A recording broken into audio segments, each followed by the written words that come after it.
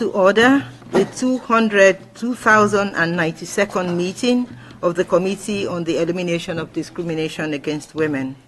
The committee will continue with agenda item 4 after a good break, and the floor will now be open once again to members of the committee to pose questions after the delegation has responded to questions to Articles 7, 8, and 9. And I would like to plead with the head of the delegation, Dr. Fonetip, yes, that we try and make very good use of time, because we have just 2 hours to cover the remaining questions. So now I will yield the floor to you for, do we say 15 minutes to answer the 3 articles. Thank you.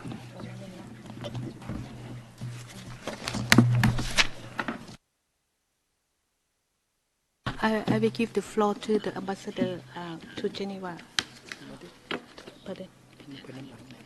To really want to answer the question, and then followed by the ambassador. Thank you. The head of our delegation is, I think, Madame Emmeline pinpointed her finger to me. Is ambassador here in Geneva.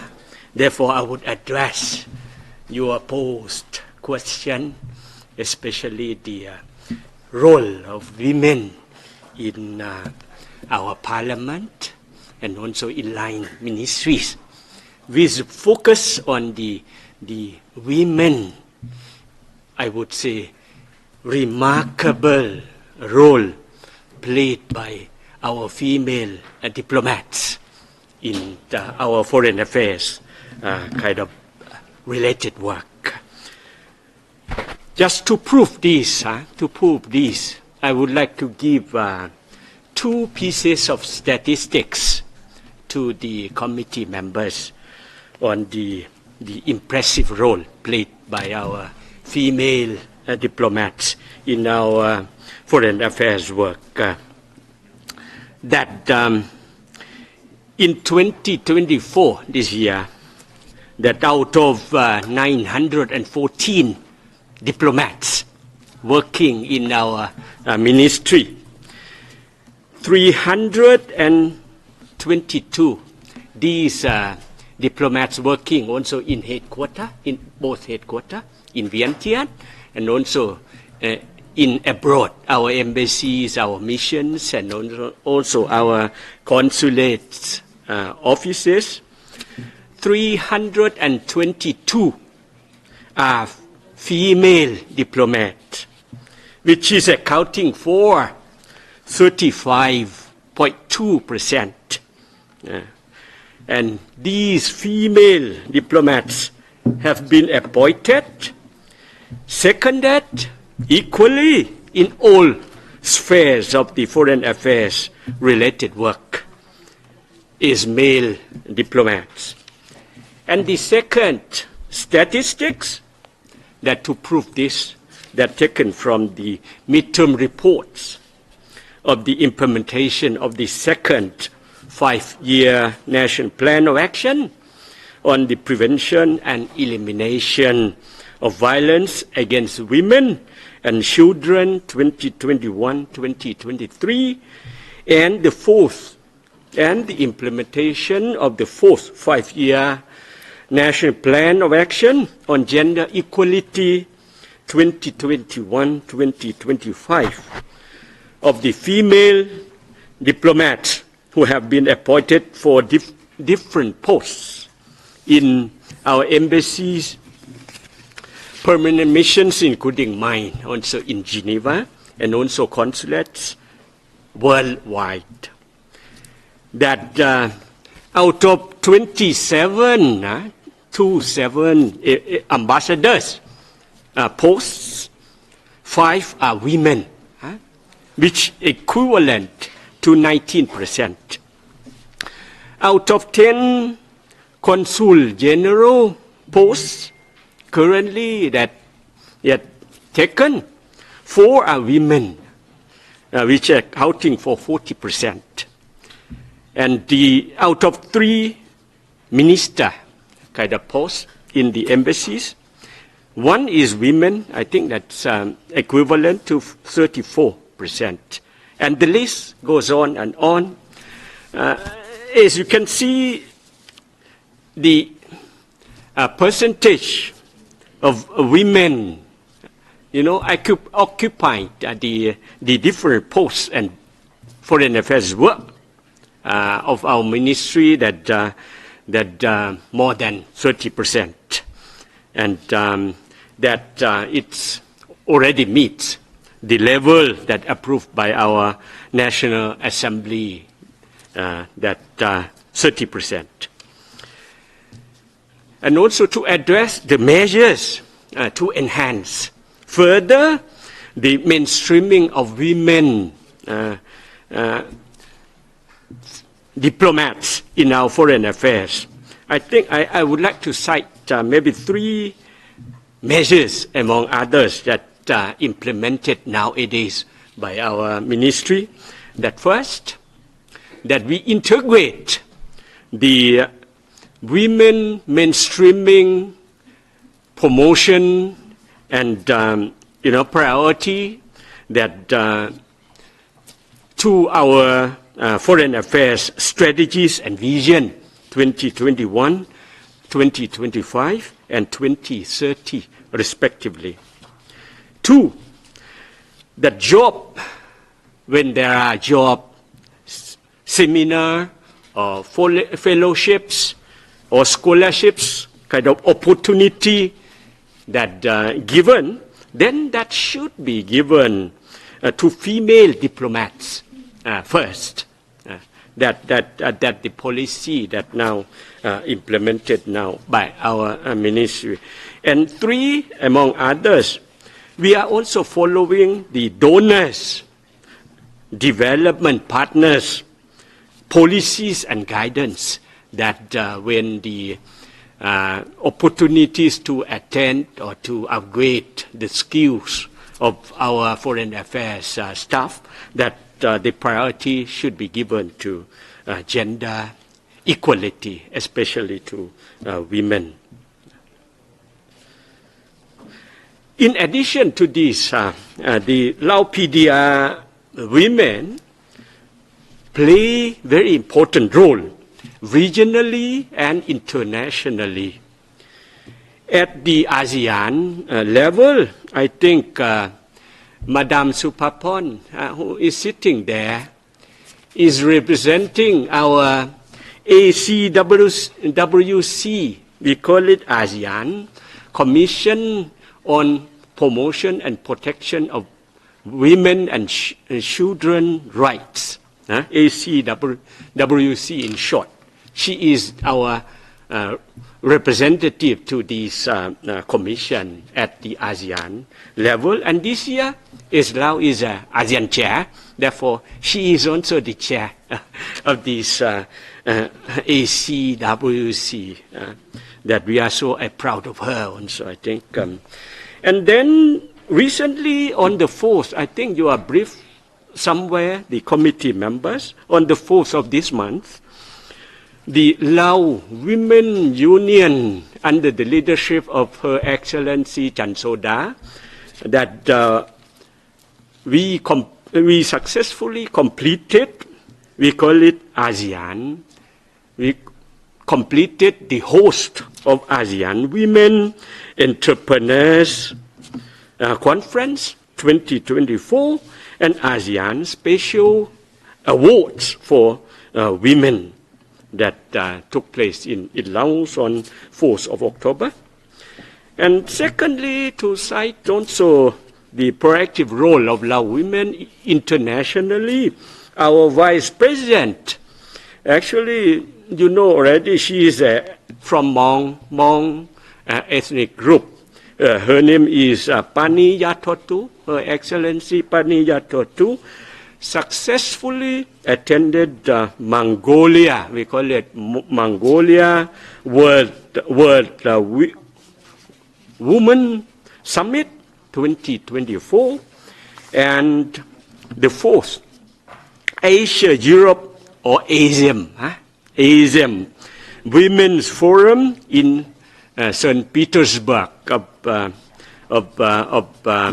Russia on 6 August 2024 and in September 2024, respectively.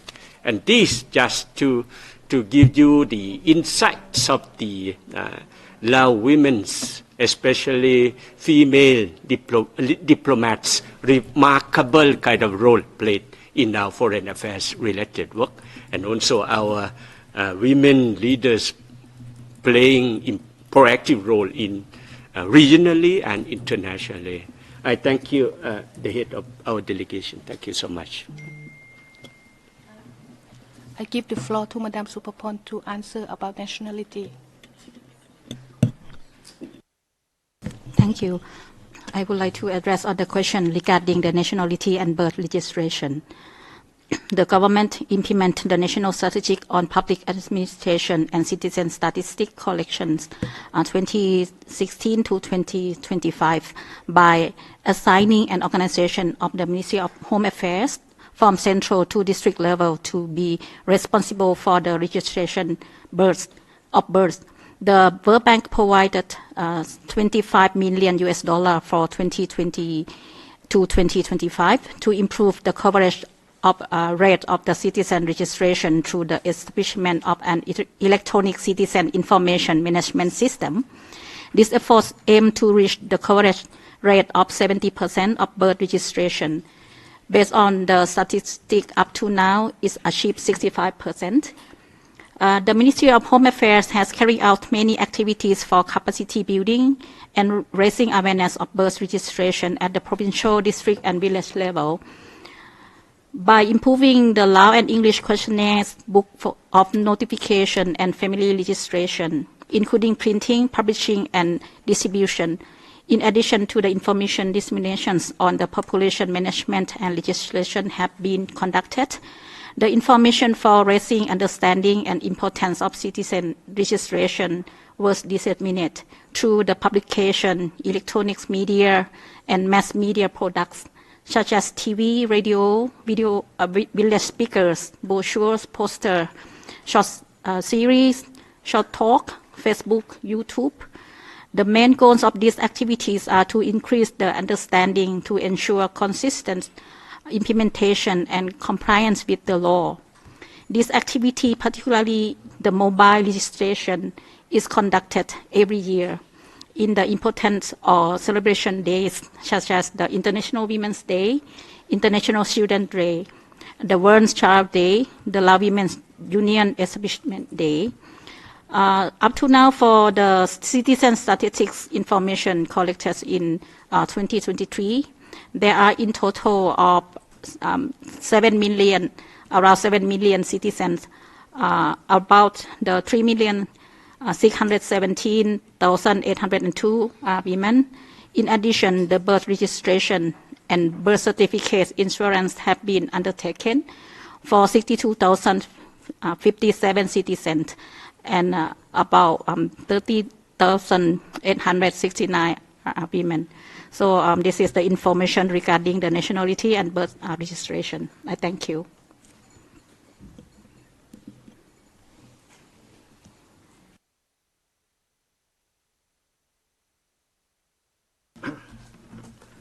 Thank you. Thank you, Madam Chair.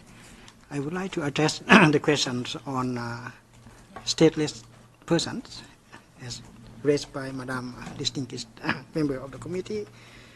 In our law on Lao nationality, we do have, when it comes to the nationality of stateless person, whether they can obtain Lao nationality. And first of all, if concerning a child, if the child is born out of the father and mothers who are stateless, and the father and mothers have fully integrated into the Lao society and culture, and upon request, the child can obtain the Lao nationality. And also, the condition or the criteria for a foreigner, a stateless person, to obtain the Lao nationality, there are several conditions.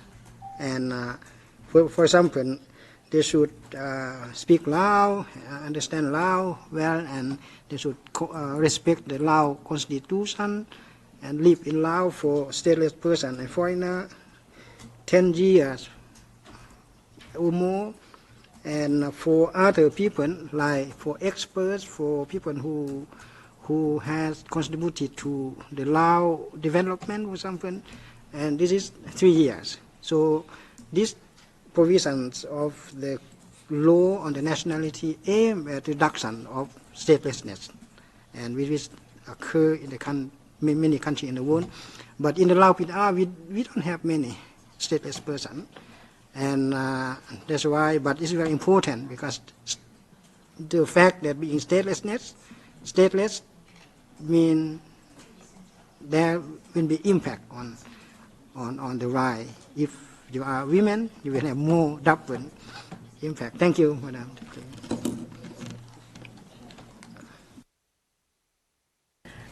Thank you very much, Madam Head of Delegation and the team for the responses.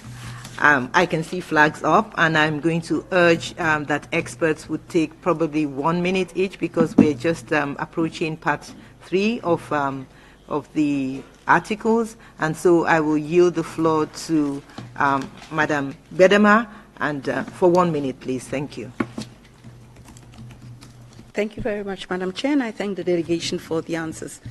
Actually, the question was asking for the question I asked was asking for the disaggregated data on the registration of children or below the age of 18, because that is when they go into the registration registry. And then I was not only asking about male and female, but also about rural and urban differentials and disability, and whether you link this data with the educational and health services.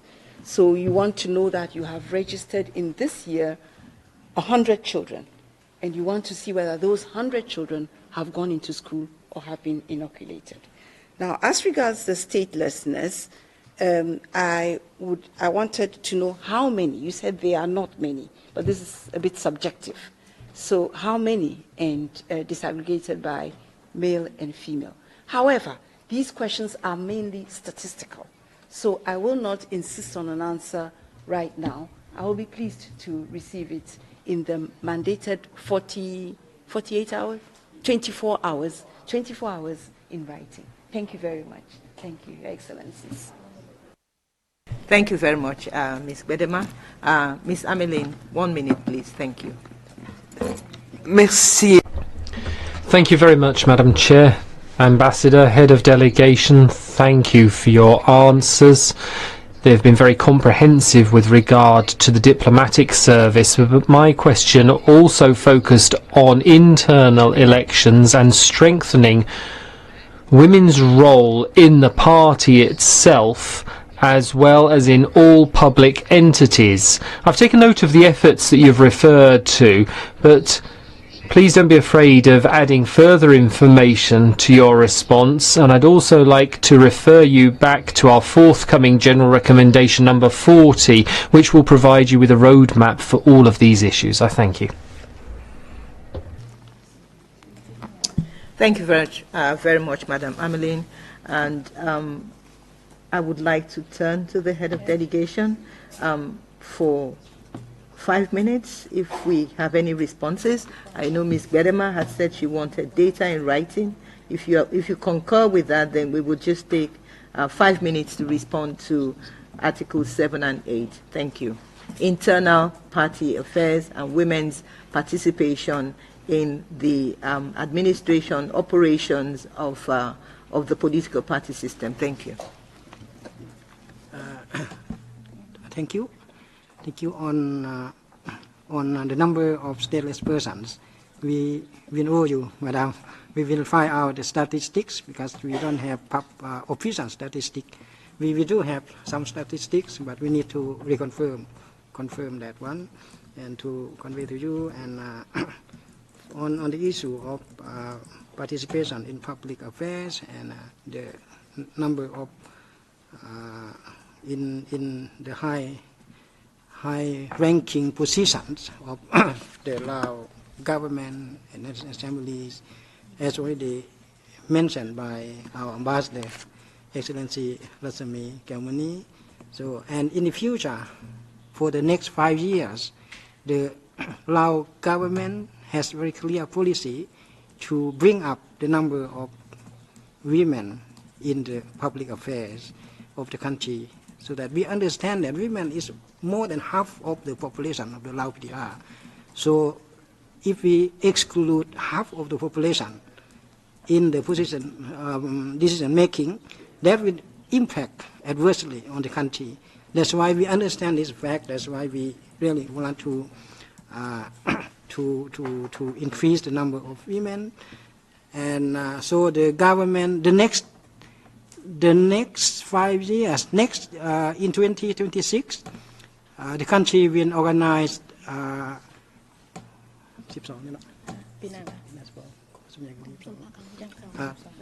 the 12-party congress in the country, where leadership of the party will be elected. So this now the number of women out of 71 members of the executive party committee, we have, I think, only 12 now. We still have a very low number of women in the Central Executive Party. So the intention, the policies, and the we are willing to make the numbers higher in the next Executive Party Committee. So this is very important because we understand the role of women, we recognize the role of women in the decision making, in the leadership of the country, and then also in the position in the legislature, National Assembly, at the central level, and also the provincial level. There are concrete measures to increase the number of the members of the assemblies, and also in the government, in the local administrations, and also in the foreign service as well. We would like to have more ambassadors in the Lao Foreign Service. Thank you.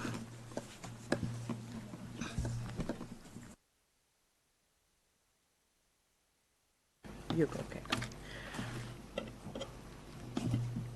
Thank you very much for your responses, and we definitely will be looking forward to the submission that you promised, and the plans that you rolled out are things that the committee will be keeping a close eye out to see what the outcomes of those plans are in terms of increasing women starting from next year, starting from 2026. Thank you very much.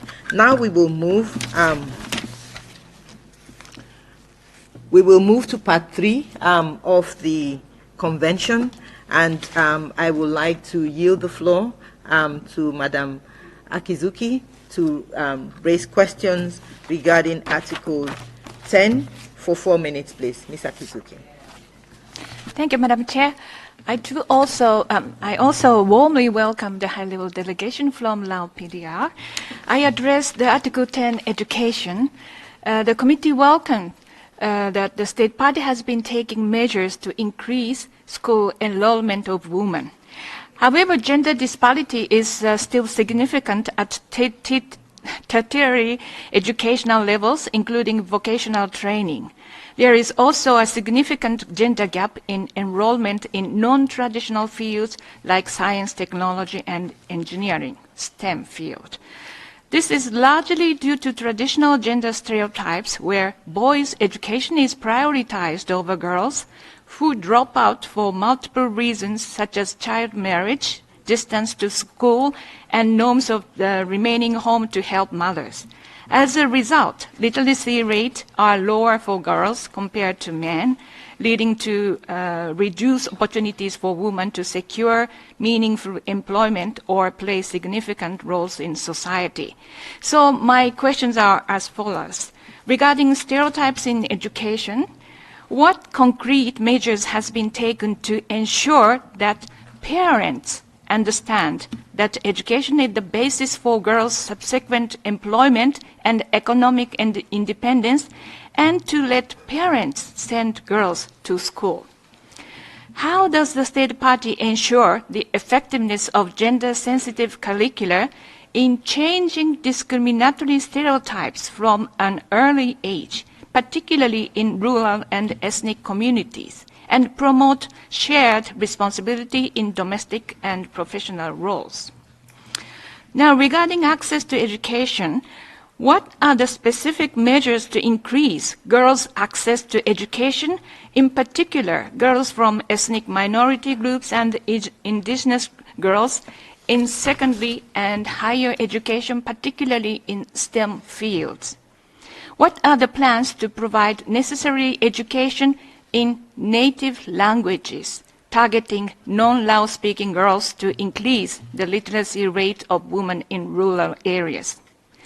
How does the State Party monitor the implementation and assess the impact of Decree number 208 on lifelong learning? What steps are being taken to improve the infrastructure and resources in schools in remote and rural areas, including separate facilities for girls? What effort is State Party taking to ensure quality access to education for all girls and young women with disabilities? Now, regarding the prevention of school dropout, how does the State Party plan to sustain and expand the school lunch program in rural and remote areas, especially given its importance in retaining girls in schools? How does the State Party monitor and address the issue of child marriage and its impact on girls' education, especially in remote areas?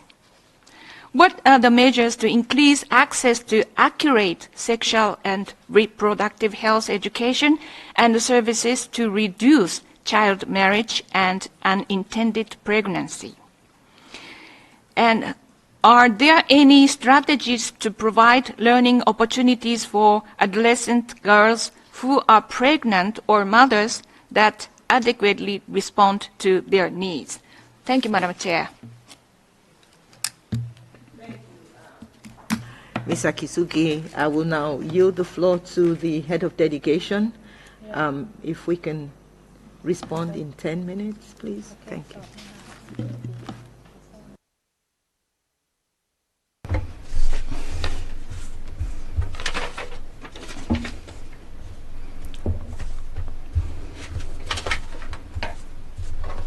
So thank you, Madam Chair. Thank you, and thank you the members of the CEDAW committee.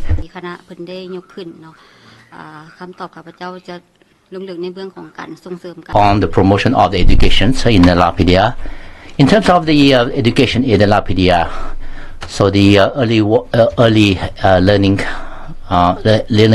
early education, we start from the primary school, particularly because to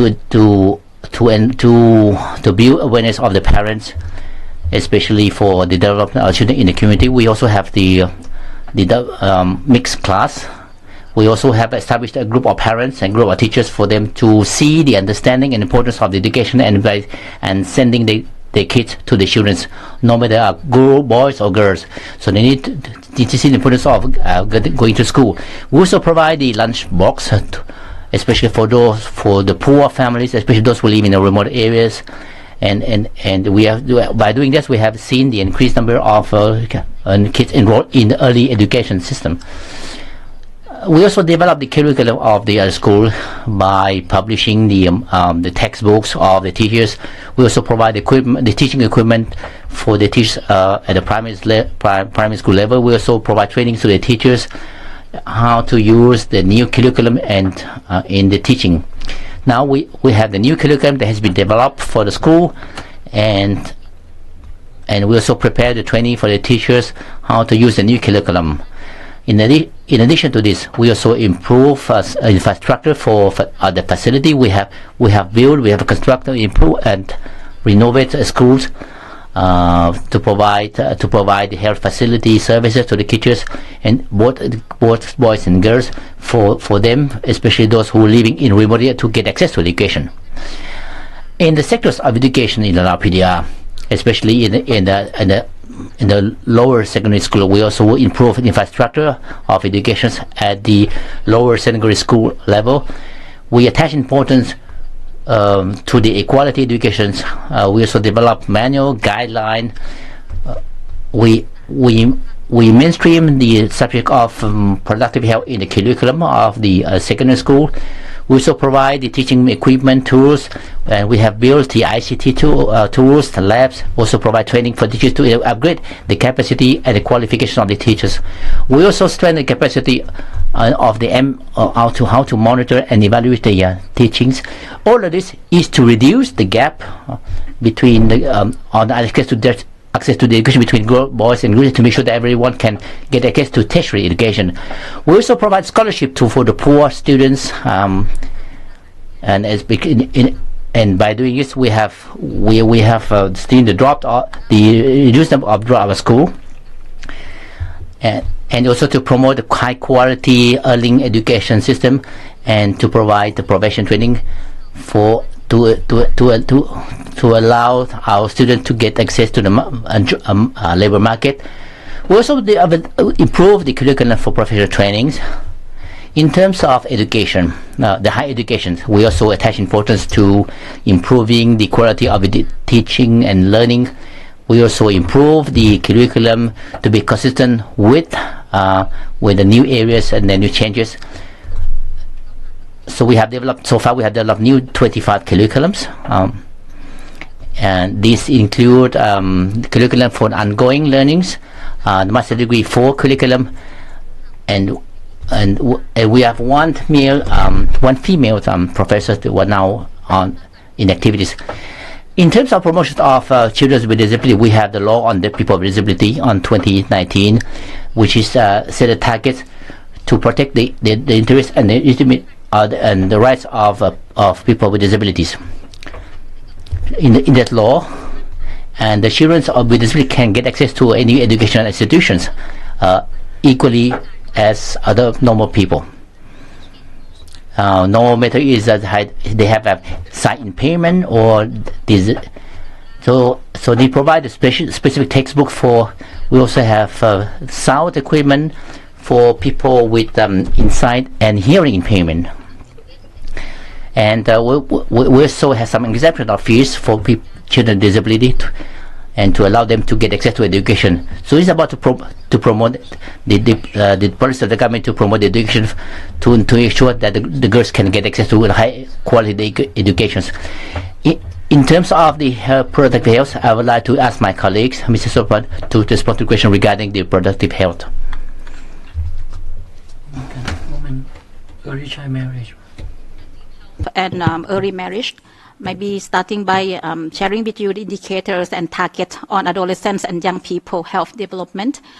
In order to bring the adolescent birth rate in Lao PDR to 0 by 2030, currently trend is decreasing by 2.2 births to 1,000 adolescent girls per year.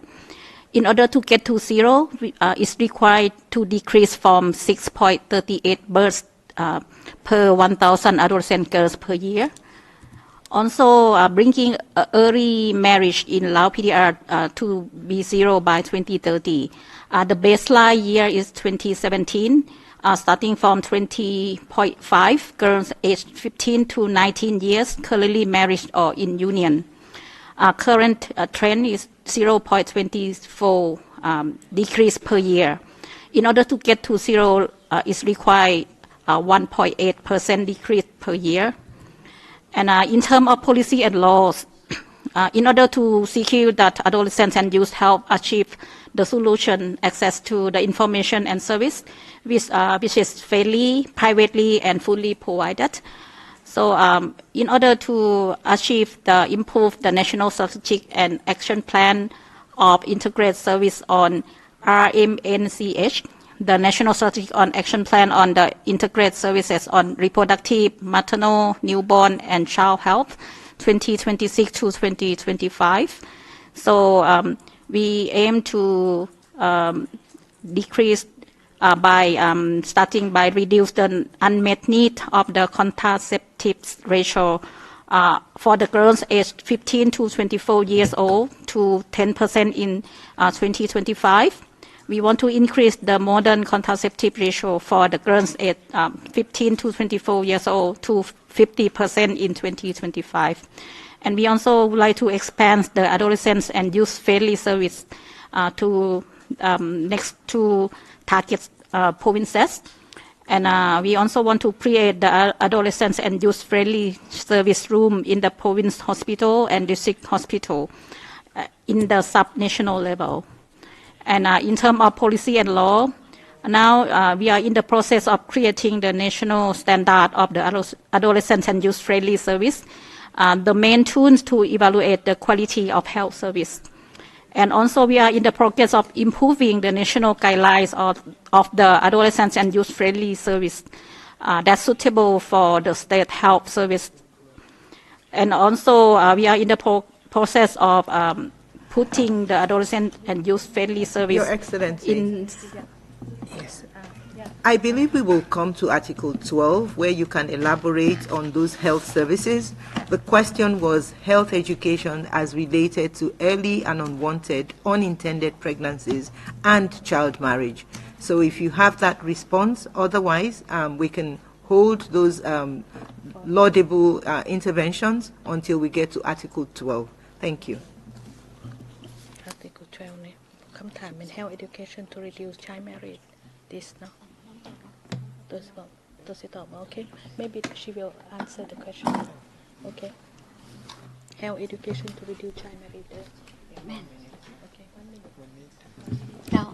ขออนุญาตตอบเกี่ยวกับเรื่องของการป้องกันการแต่งดองก่อนวัยอยู่ในวัยเรียนของพวกเขาหั่นเนาะแม่นอยู่ในสถาบันการศึกษาชั้นสูงของพวกเขาเนาะเขาได้หันเอาสายวิชาเกี่ยวกับเพศศึกษาสอดแทรกเข้าในหลักสูตรของมหาวิทยาลัยเพื่อส่งเสริมให้ความรู้เกี่ยวกับวัยหนุ่มหญิงทั้งหญิงและชายเพื่อเป็นการประกอบส่วนในการลดพรการแต่งดองก่อนวัยและการถือผ้า sorry because to reduce the international early marriage to integrate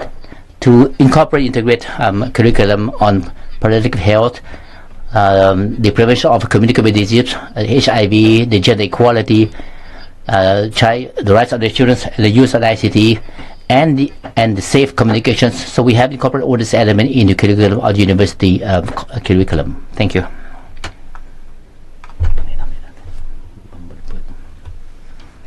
Very much, Madam Head of Delegation. I see that Ms. Akizuki still has the flag up because a number of the questions were not responded to. We will take responses relating to health intervention when we get to Article 12. But for now, I think we're focusing on Article 10, which is on education and its linkages with other sectors. So you have the floor for 1 minute, Ms. Akizuki. Thank you, Madam Chair. And I thank all the detailed answers, although some questions are not answered. But I have 2 comments, so I don't need any answer as such. But one thing is, I understand that you are developing educational system or curricula. However, I think the basic root cause is the adult side in the rural area. The parents has to understand education is important for girls. Therefore, maybe you may need some, training or awareness raising for the parents also to change their stereotypes. And the second comment is, I think education is not the single issue. Education is related with the subsequent employment, girls' future. So maybe you need some portion, the education student to develop career mindset in the education. That is my comment. Thank you very much. Thank you very much, Ms. Akisugi. We will now yield the floor to pass the microphone to Ms. Genoveva, who will be taking Article 11 on employment. Mr. Sheva, you have 4 minutes, please. Thank you, Madam Chair. Distinguished representatives of the government of Lao PDR, I welcome you at this constructive dialogue and will discuss with you issues related to women's access to and equal participation in employment.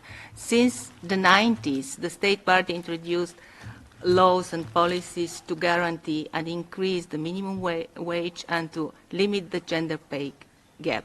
It ratified core ILO conventions. It implements the National Action Plan on Gender Equality until 25 and plans at local level, and tries to integrate them into the National Socioeconomic Development Plan. In parallel, it approved the National Rural Employment Promotion Strategy until 25. Despite that, the State Party has not explained yet why women overall labor participation has steadily declined from 81% in 2012 to 47% in 2022.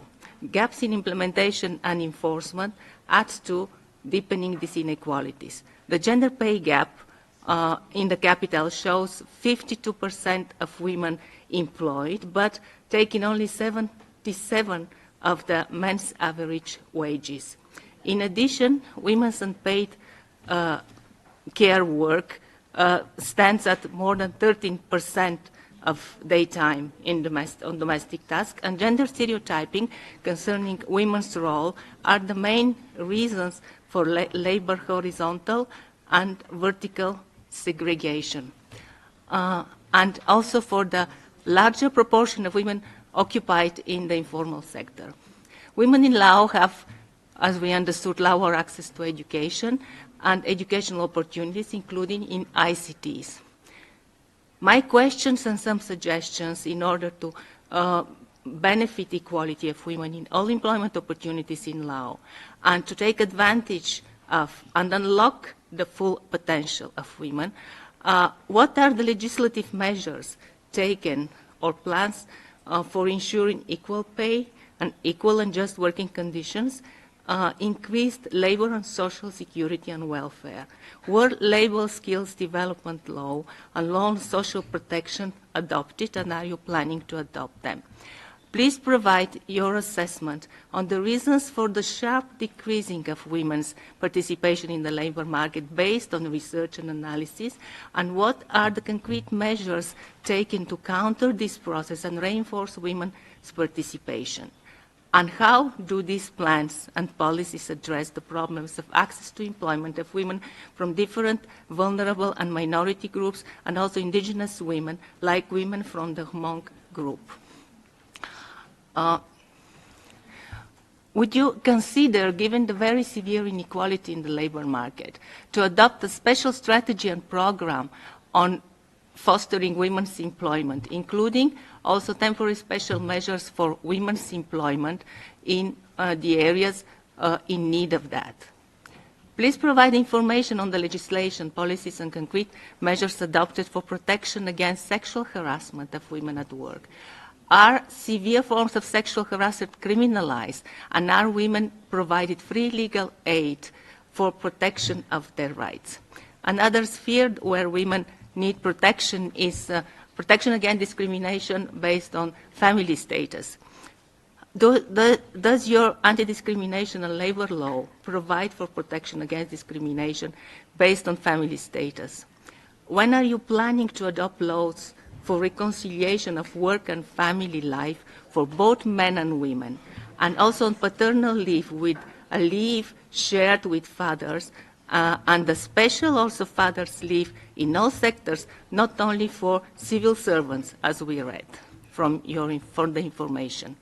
Concerning migrant, finally, concerning migrant women, given the severe economic pressure for migrants and exploitative labor conditions abroad, what legal and policy measures are planned, and within what timeline, to additionally protect migrant women workers? Namely, was the Migrant Worker Assistance Center under the Ministry of Labour and Social Welfare established, and is the gender approach applied? Concerning the alerting situation of forced labor, as we heard, in the Golden Triangle economic zone, what are the concrete strategies and safeguards for applying an integrated and systemic approach encompassing the labor market policies, but also educational, migration policies, law enforcement measures. And finally, I'm convinced that alleviation and restructuring of the international debt of Lao PDR will bring more resources needed for the reforms and protection in the labor market for women. And what are your plans as a state party in that respect? Thank you. Thank you very much, Ms. Tsheva. I will now give the floor to the delegation, Madam Head of Delegation, for 10 minutes in the first instance.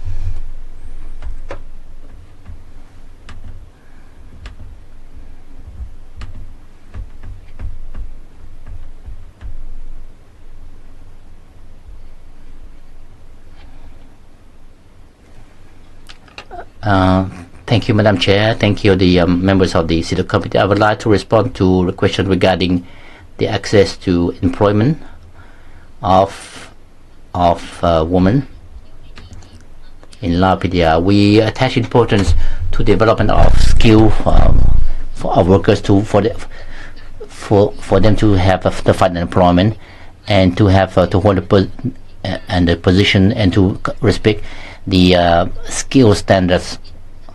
Now we have 17 occupations, so we promote the business units, the labor units. We also built and develop guideline. We also develop a curriculum that are consistent and demand the need of the labor market. At the same time, we also provide equipment and tools for the skill development of the Lao labor. We also construct dormitory for the Lao labor forces. We also built and developed and improved infrastructure. We developed the skill according to the occupations over the past years.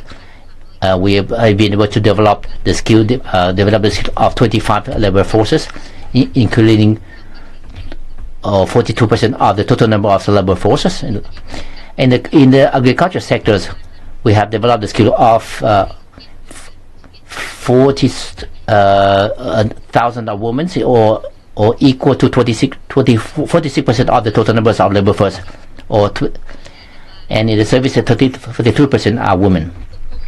We will provide training, professional trainings, and create employment to people, especially the young and women living in remote areas, the poor, the vulnerable people, to be able to develop the skills and to improve their livelihood. Up to 2,900 marginalized people. We also improve and extend the network of the employment service at the provincial level. Now we have a total number of we have this employment center in 18 provinces.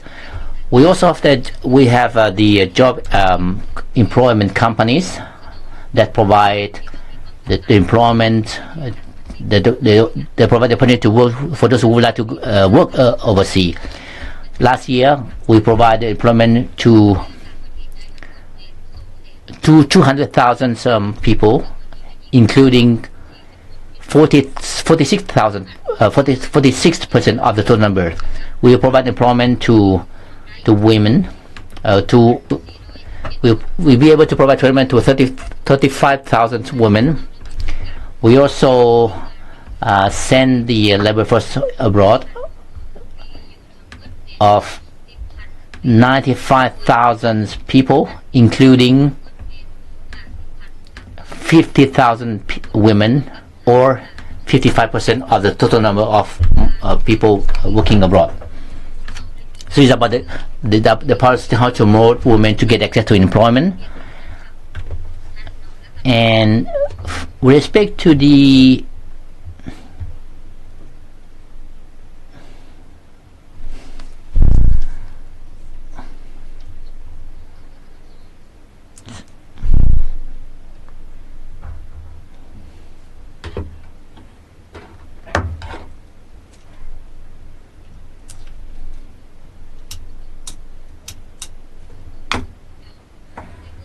with respect to the sexual harassment, as asked by the committee, we try our efforts to pay attention to this issue.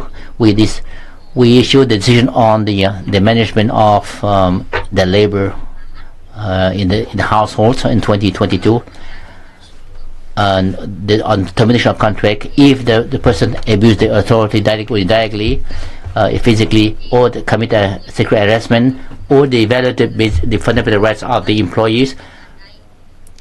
And Article 25 of the prohibitions for those who are working in the household is prohibited for those people to violate the rights of other people sexually with a sight or touch. In Article 33 of the decision, we also defined measures for those who violate the rights of the people. The individuals who violate the law will be subject to education and will be fined. Also can be the case to the justice system. We have also decision to management of labor affairs who are subject of sexual harassment. Thank you.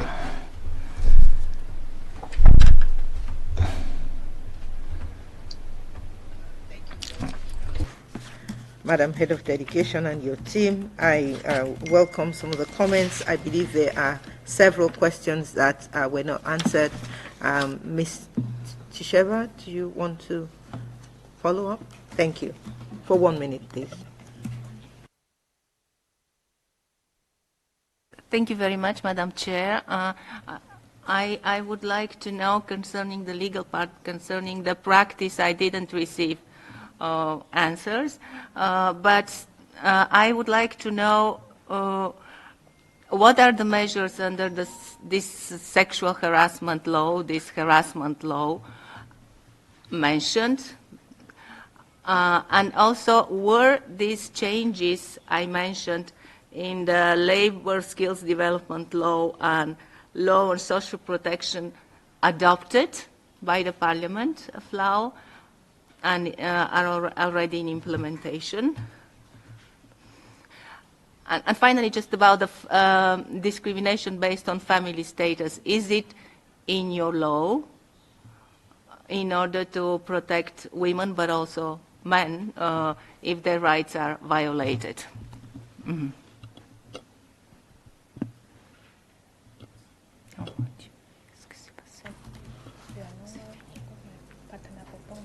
Thank you very much, Madam Chair. Can you in 5 minutes respond to those follow-up questions?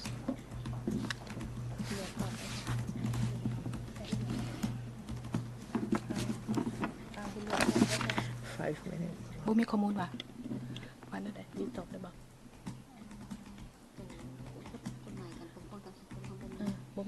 Or you want to send it in writing? Pardon? Would you rather respond in writing?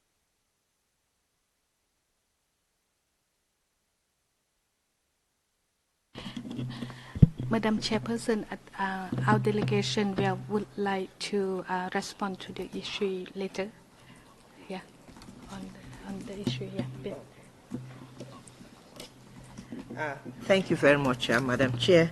So we will be receiving responses to Article 11, specifically on your sexual harassment law of 2023, and whether it was adopted by Parliament, and also areas of the law that have to do with marital status. Are there provisions on marital status? You'll be providing that to the committee within 24 hours. And so we will now move on to Article 12 of the Convention, and I will now give the floor to Mr. Elgun Safarov for 4 minutes to pose your questions, please. You have the floor, Mr. Safarov. Thank you very much, Madam Chair. Distinguished ladies and gentlemen, Let me congratulate Dr. Chan Soda Phonetic and honor delegation members with the 10th periodic report of the government. And Your Excellencies, the Lao government approved the decree.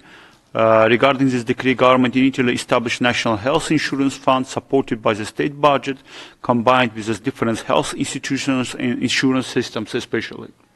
It was done from 2014 till these days. And results we have especially including by your state report about the child mortality and the different infant mortality, including in this statistic data. The sexual and reproductive health services and STI treatment have continuously put into place through the national strategy, action plans, and child adolescent health, especially strategy 2016-2025, which we get the revised version, by the way, till 2025. And at the same time, we have the problems which recognized by the government is the HIV in your country. And national strategy, including, by the way, and including by your country, and implemented. All these documents is one of the part of the legislation on the protection of human rights in your country. And it's including partly the guidance of WHO. But what about the implementation of these important documents? What are the main results of the prevention of HIV? Please provide data during the last 4 years at least. Please provide the updated information on any steps taken to adopt HIV-related legislation to strengthen protection against discrimination and expand access to services. To services, I am not saying especially on the national action plans or strategies, I am saying about your legislation as a law part. Especially we see the problems which including in the COVID-19 situation in 2022, increasing domestic violence, increasing crisis, financial crisis situations, which including especially against the families. Nearly 10% of reduction in the uptake into sexual and reproductive services, including family planning, resulting in an increasing number of unintended pregnancies and unsafe abortions. Harmful practices like early and forced marriage, early pregnancy, sexual violence, cultural beliefs and customs that force women to give birth outside the home and hospitals are all detrimental to women's well-being and gender equality. Please provide information on whether there is a significant urban-rural gap in women's health. What measures have taken to eliminate these gaps, especially in rural places, not just the cities. Provides updated information on rural women access to approximate sexual and reproductive health services, particularly maternal health services. Laos has established several laws to support the rights to health, including 2023 Law on Public Health, which addressed universal health care situation in 2021 decree and different documents. But situation with the national minorities, it's not including, by the way. Moreover, ethnic minorities women face additional barriers, including discrimination about health care providers and cultural challenges, which further hinders their access to care, especially Khmer and different national minorities. Hmong, Mian children are less likely to receive hepatitis B vaccination compared by the Lao Tao children. Access of women, especially of national minorities in rural places, we see that decreased at 19%, especially child protection is said. What are state activities, maternal and child health services, especially for marginalized groups such as Hmong women and ethnic minorities who face significant barriers? Vaccine distribution and other social, economic, cultural factors contribution to healthcare disparities. In violation of women's sexual and reproductive health and rights, you have the Article 201, Penal Code criminalizing the illegal abortions. What's the main recommendation? What's the main direction of the government when they are including such kind of criminalization of illegal abortion?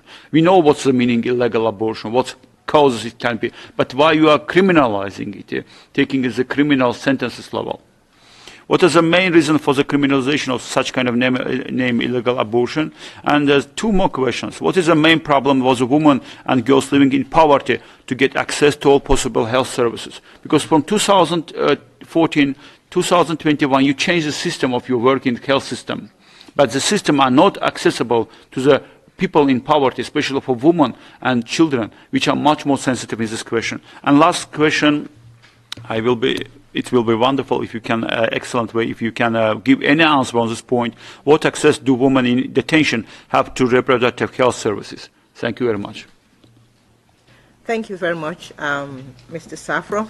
I will now yield the floor to the delegation to respond in 12 minutes. Madam Head of Delegation.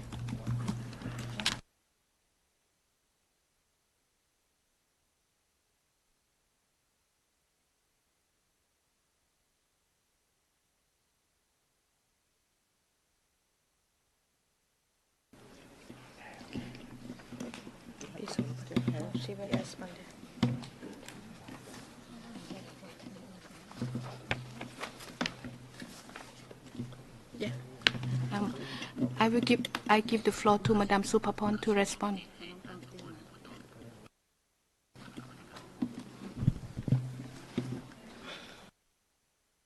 May I start by informing you about the HIV/AIDS that are related to the health issue. Now we are. I might speak loud, so we can you can listen to the translation.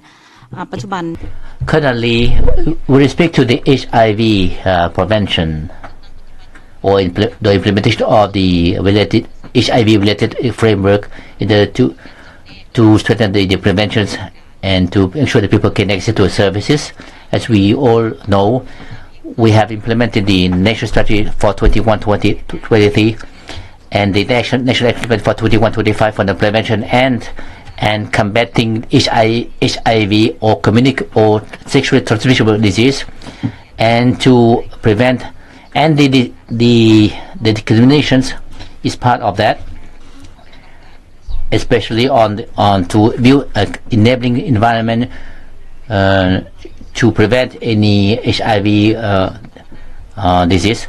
We organize workshops and also provide equipment on health services and for those in HIV patients to reduce the stigma in the service. We also increase the confidentiality of the services, no matter it's a public places or among the civil servants or the family who has been affected by the HIV.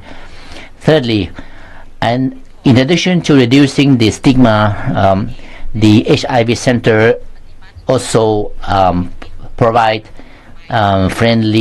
customer-friendly services and to provide the counseling centers and to in 160 centers across the country. We also provide the center to treatment for HIV in 11 centers.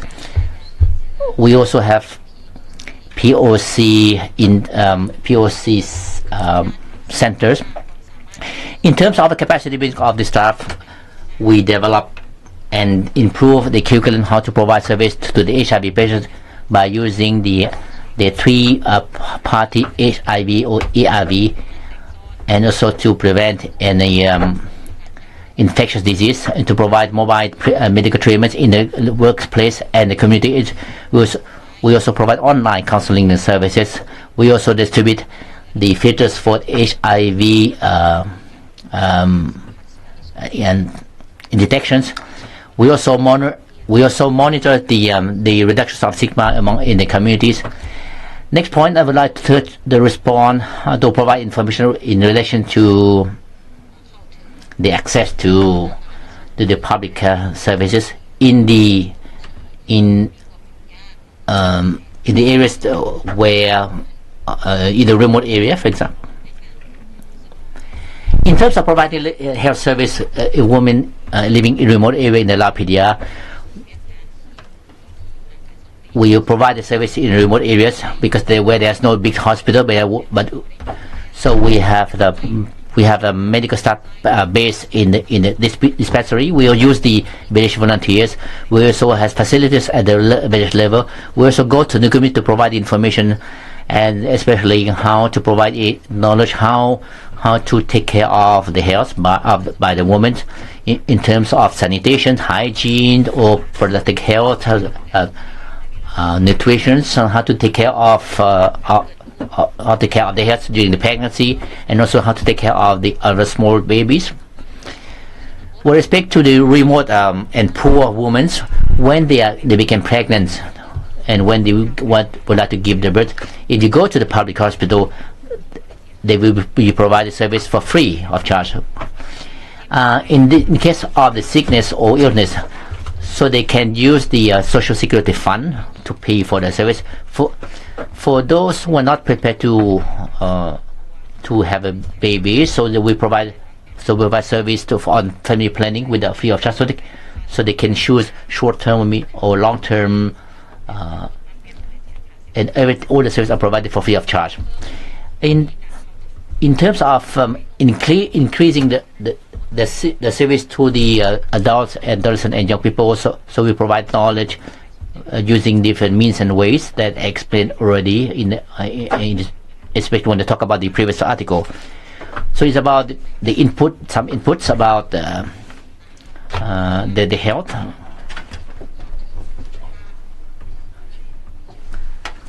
In terms of the Women in Detention Center, I see that in each detention center we have medical staff based in this detention center to provide health care to the female detainees in each detention center. I'm not sure what kind of information you would like to get, what kind of data you would like to provide you, especially in terms of access to health services. You may ask a subsequent question, what kind of data you would like to get from us. Thank you.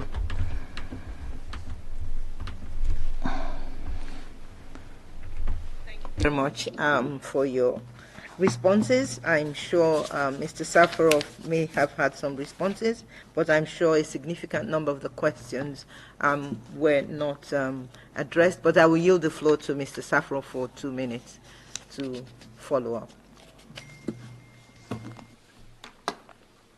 Thank you very much for your answers. Mainly when we say about the victims who cannot accept to these services, and when we say about the data, for example, you including the legislation on the prevention of abortions, criminalizing abortions, which are illegal too, by the way, because you are not criminalizing such kind of naming illegal abortions. You can fight against illegal abortions, but not with the criminalizing. What about abortions, forced abortion statistic data? What about the HIV women, victims of the HIV, for example, who get this already or go at the same time? What is the statistical? Because we cannot find this open way.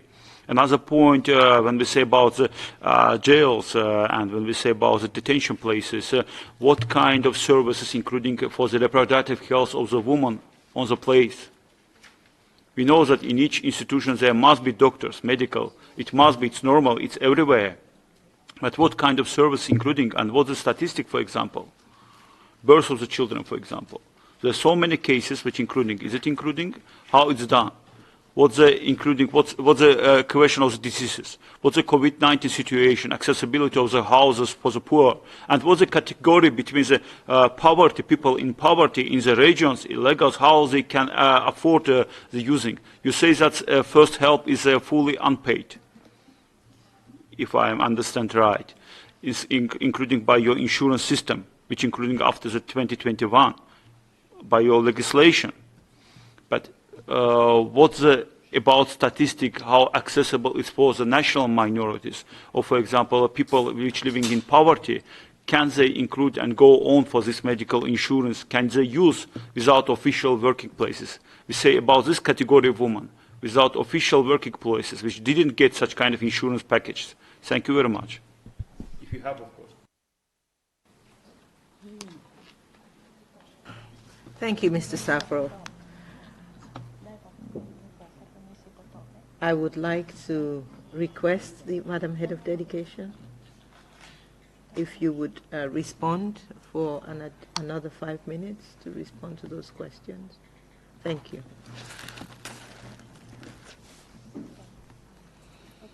For me, in my hands, I don't have that statistic that I mentioned here.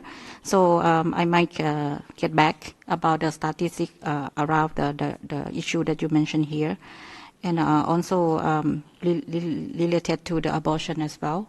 So and also the kind of services provided to victims and also at the detention center. So I think it will be better for us to get back for the detailed information. Thank you. Thank you very much. So we will expect data and information in your submission. There's a word limit in there, Jacob. Is there a word limit? Yes, 1,500 word limit to the submission you can provide. So I would urge that you minimize the number of things that would come in as additional submissions, because the word limit is 1,500 words. And so if you have all of this data, they can be annexes, but it's 1,500. It's 1,500 if they request to submit it.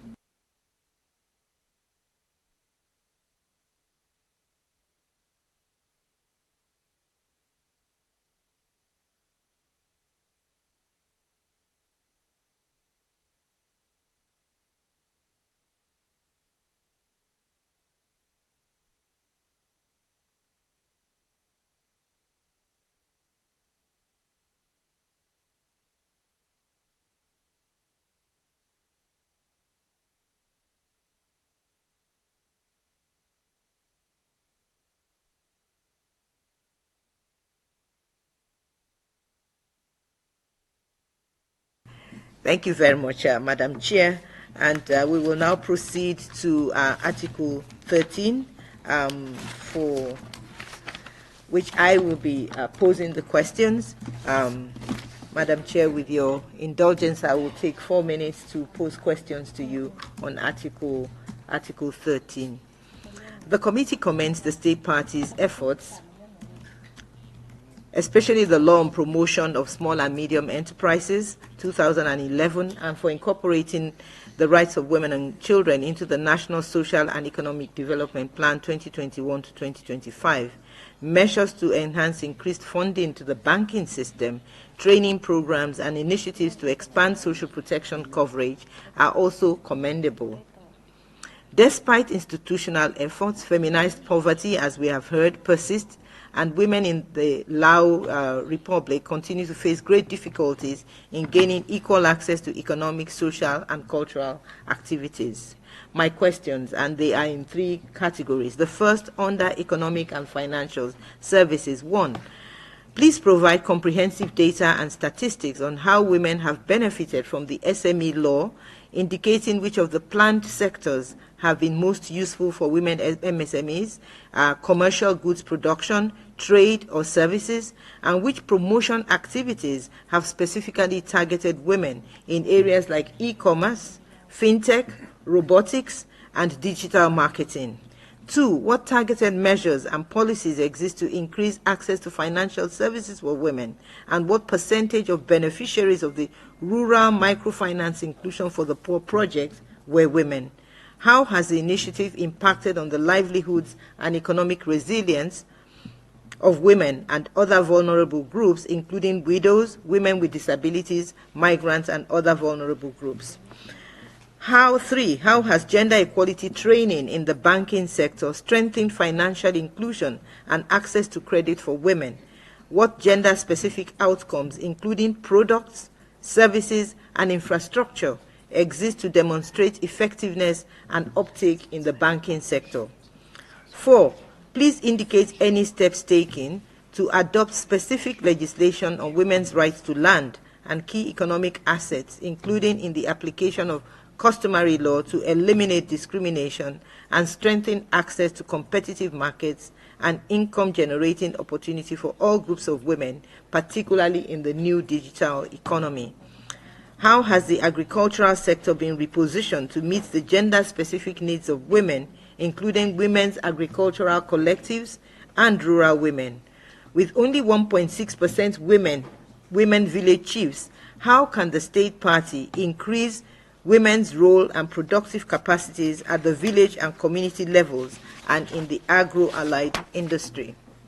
On social protection, I have 2 questions. Please provide updated information on measures and steps taken to enable women in the informal sector to access maternity, disability, and old age benefits from the social security system and eliminate identified barriers. How can reported barriers, geographic, language, or literacy, preventing migrant women from reaching social protection centers or accessing social protection benefits be removed? 2, please provide information on the impact of national and international cooperation programs specifically designed to guarantee gender-responsive social protection flows and ensure access to essential healthcare, childcare facilities, and income security, especially for vulnerable women living in remote and rural areas and in ethnic communities. And my last question is on sports and recreation. Please elaborate on the education and sports sector 2030 gender equality goal, indicating the number of women and girls targeted to benefit and the level of investment assigned by the Ministry of Education. What plans exist or are in the pipeline to strengthen the Laos Women League and expand development opportunities for Laos women in sports? Thank you very much. And I'm sure I will give you 10 minutes in the first instance, Madam Head of Delegation, to try and respond to those questions under the 3 areas. Thank you. You have the floor, Madam Chair.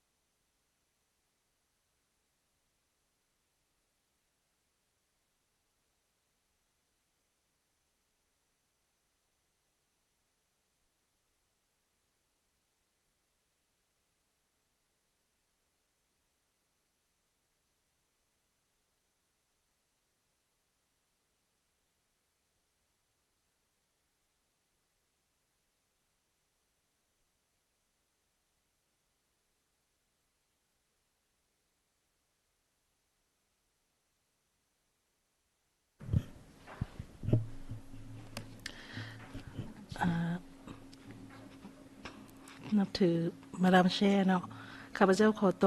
Madam Chair, I would like to respond to the question for especially the access to land. In the law PDR, we have the law on land number 70 of 2019 that defined the land as a national property. So this law has gone through the process of the drafting process of the law. This piece of law defines that individual or legal entities or organizations have the right to use land without any discrimination on the grounds of gender or ethnicity, and the acknowledgement of the rights of women, especially the woman to have the right to the land title, has a pre-waiting status, but using the communications. So these are part of the efforts of the LAPIDIA to promote women to get access to the land. Thank you.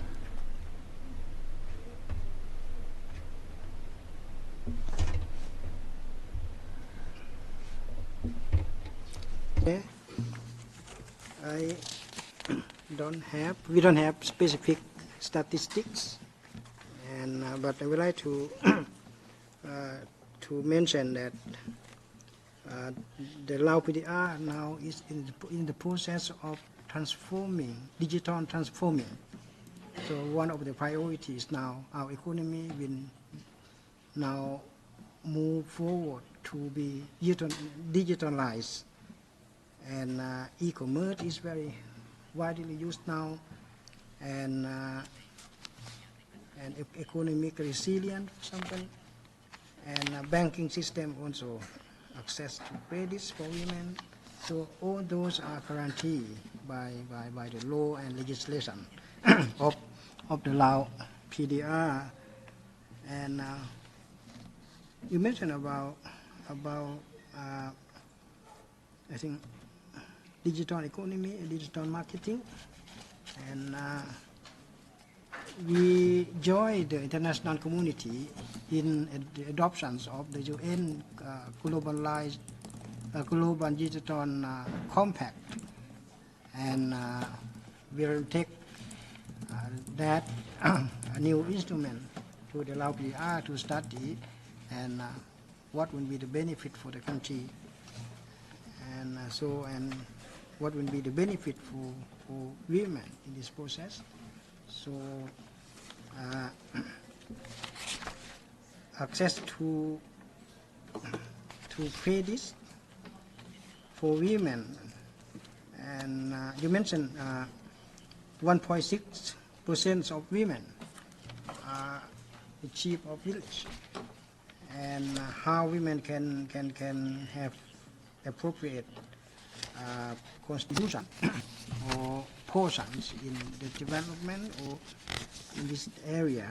So, and we really have a concrete policy to increase the number of the village ahead in the future, and that will come from start from the capacity building, training for women to take up the positions of the leadership in the village, in the communities, for example. And so 1.6% will be increased for the next 5 years. And on the social protection, and also women is one of the priority for social protection, particularly women in vulnerable situation, from countryside or ethnic groups, members of ethnic groups, and also other category of women who are in vulnerable situation. So they need special. There's need special for special measures to help them, and the law on social protection cover them as well.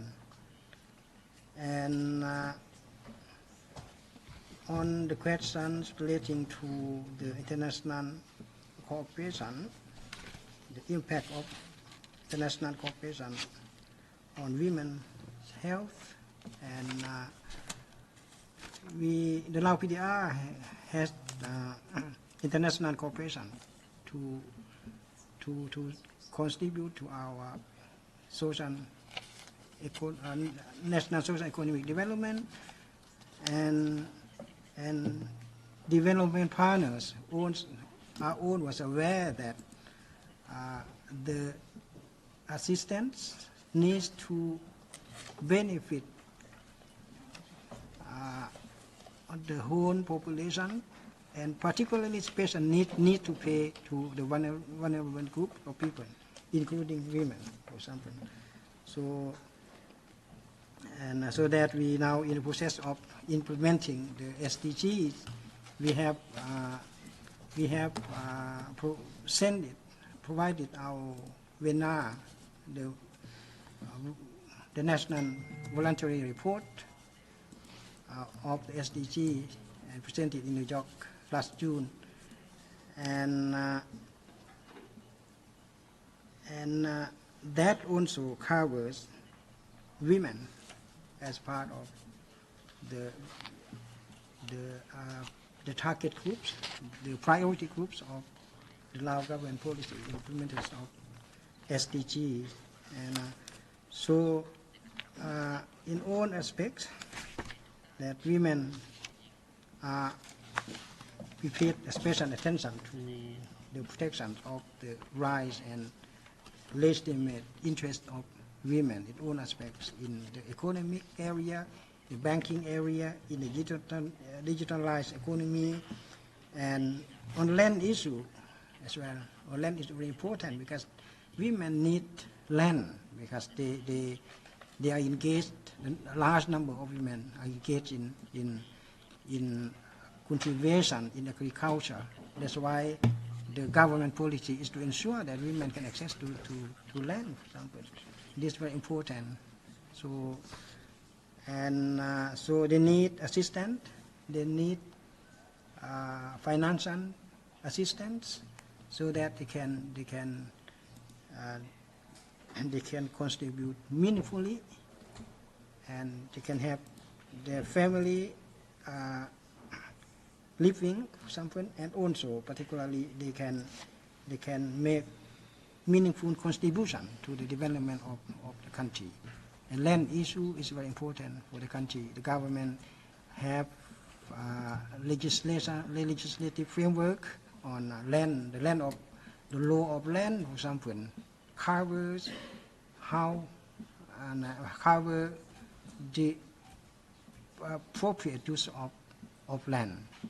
And land title, for example, are issued across the country. Many, I don't have the specific statistic, but now men and women can have their name on the same land title, which is when husband and wife need to have both name on the land title, for example. So this is very important as well. We understand that land is very important, and so the government take appropriate action in this process. Thank you.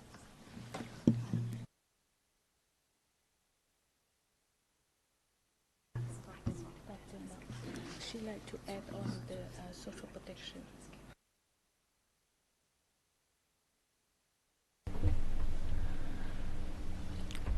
Thank you very much, Madam Head of Delegation, and for those very elaborate or detailed answers. I would just like, I will not pose a follow-up question, but I would like to clarify some of the statements or comments made by your delegation. First, that you are in the process of digitization, and that the digitization would actually entail the implementation of the Global Digital Compact, and that women would benefit. And so that is something that we will be looking out for your state party on how women will benefit in the implementation of the Global Digital Compact.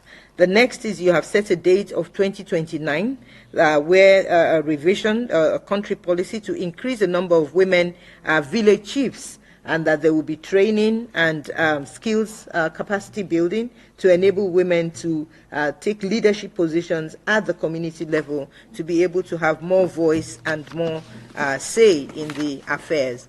The third is you are placing a priority on reform of social protection law so that it can better respond to the needs of vulnerable women, and that your SDG voluntary reporting has stated some of the areas that you will be taking action on.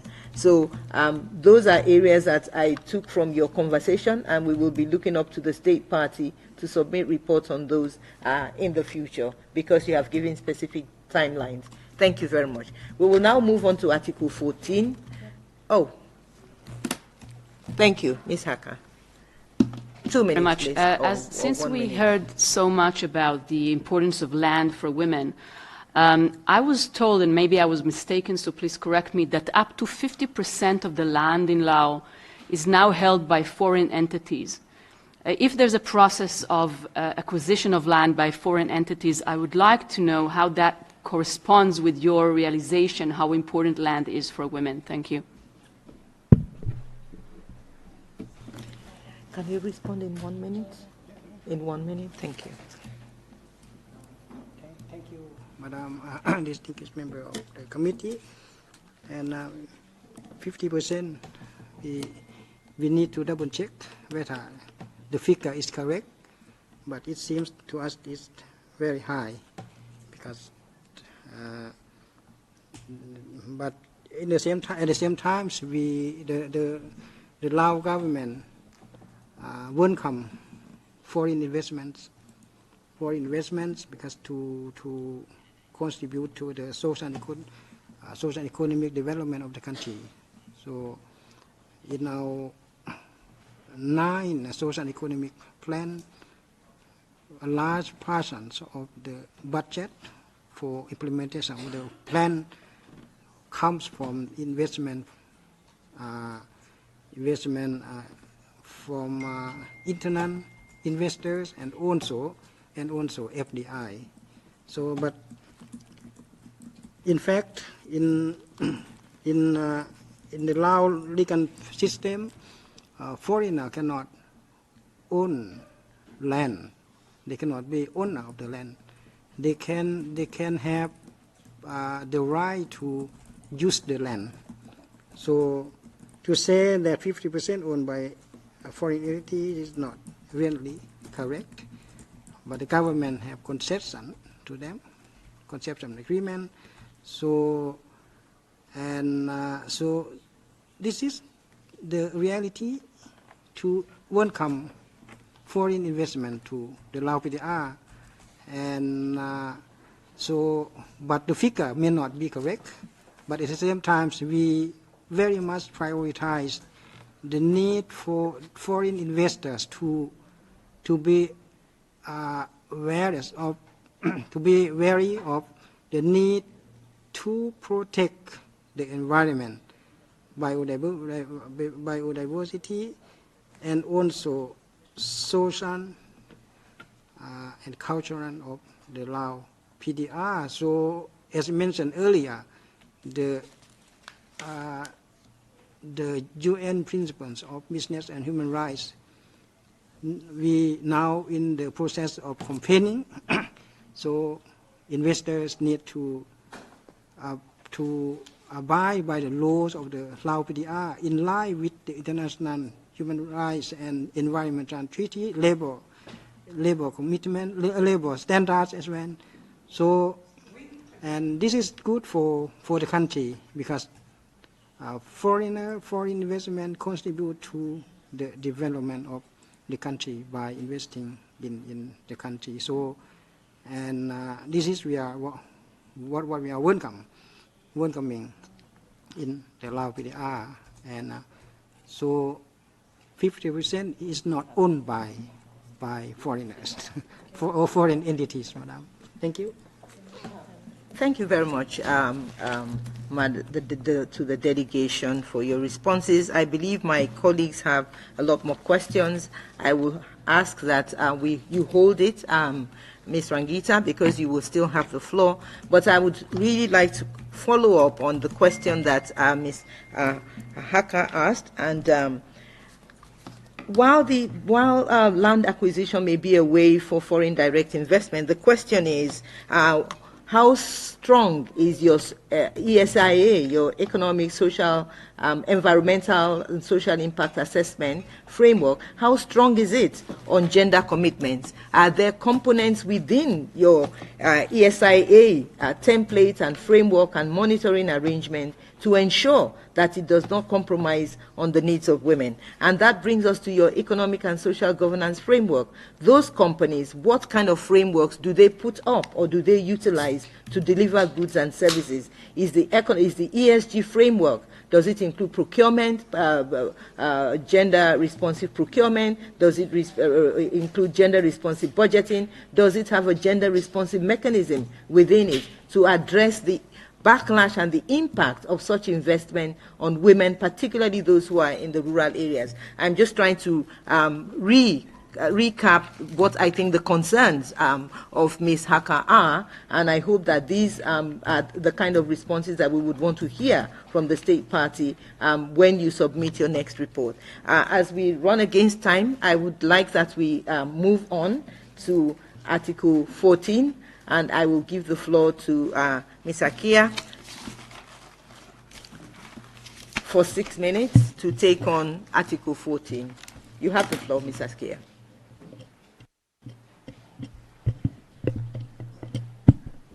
Thank you, Chair.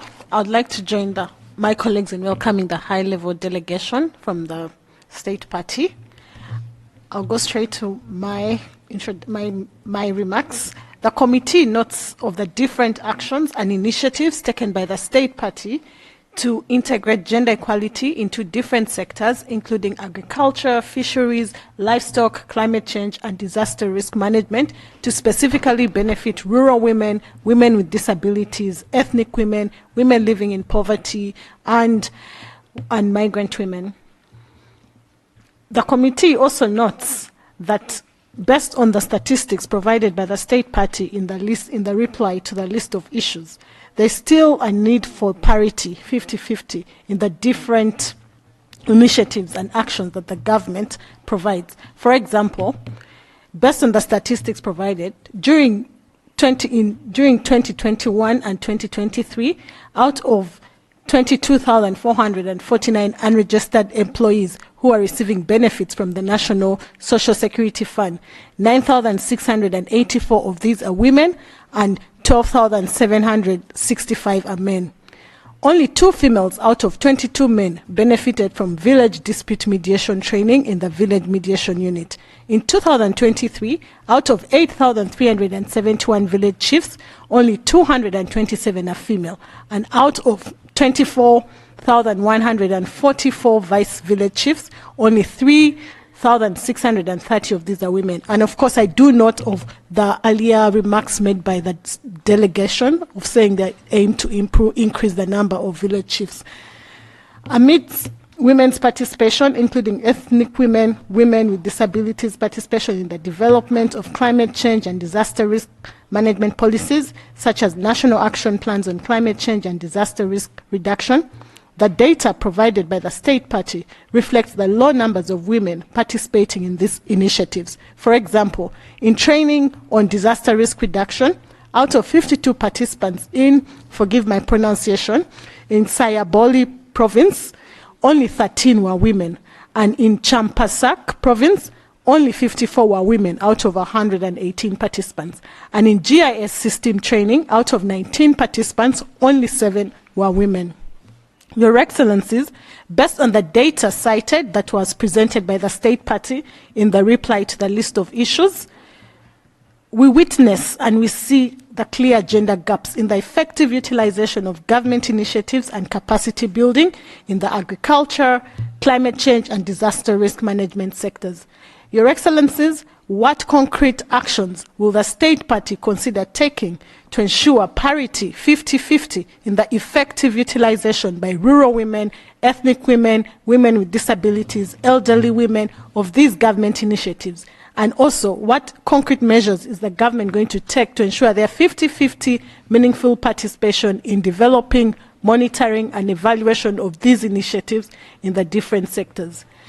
How is gender-responsive climate financing integrated in the national budget to support all women, including those with disabilities, rural women, ethnic women, to effectively adapt to the climate crisis and environmental degradation? Your Excellencies, given that the State Party's economy is mainly based on agriculture, would the State Party consider providing disaggregated data on the positive impact of the integration of gender equality in agriculture sectors, forestry, climate change, and disaster risk management, including boosting their agricultural production? Your Excellencies, what concrete steps is the State Party taking to increase rural women, elderly women, women with disabilities, and migrant women's access to quality social services, including education, justice, healthcare, land and property ownership, and how is the State Party protecting rural and ethnic women from being trafficked and recruited in sex work? Finally, just like your name, the State Party's name, Laos is the Republic of the People, which reflects its multi-ethnic society, which is in line with the ethnic minority policy that calls on the government to take more efforts to improve the living conditions of all ethnic groups and their equal access to services. given the heavy investment of the government and private sector in the development initiatives, including the hydropower facilities, the dams, and the power generation projects. Your Excellencies, alternative reports do indicate the occurrence of, please correct us if we're wrong, the occurrence of forced evictions, especially among the ethnic people from their ancestral land, like the Hmong, and also the inadequate compensation of people evicted from their land, and different rights violations, including the lack of access to justice, limited land ownership of property, and with lack of access to justice. What steps is the state party taking to preserve the ancestral land, to prevent violations to environmental and human rights, to mitigate the gendered impacts of the climate crisis on women and environmental degradation? What concrete steps is the state party taking to effectively protect the ethnic people, including the Hmong people, from the forceful evictions from their land, and to address the different forms of discrimination and violations to their rights, to the rights of ethnic people?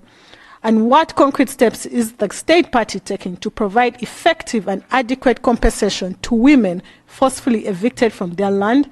And lastly, what concrete steps is the state party taking to effectively improve the political, social, cultural, and economic rights of rural women, elderly women, women with disabilities, ethnic women, and taking to eliminate different rights violations, including arbitrary arrests of environmental women rights defenders? Thank you. Thank you very much, Ms. Akia. I will now give the floor to the state party this time of the day for 10 minutes. But if we could be precise to respond to some of those questions. Thank you. ขอบใจท่านประธานมอบ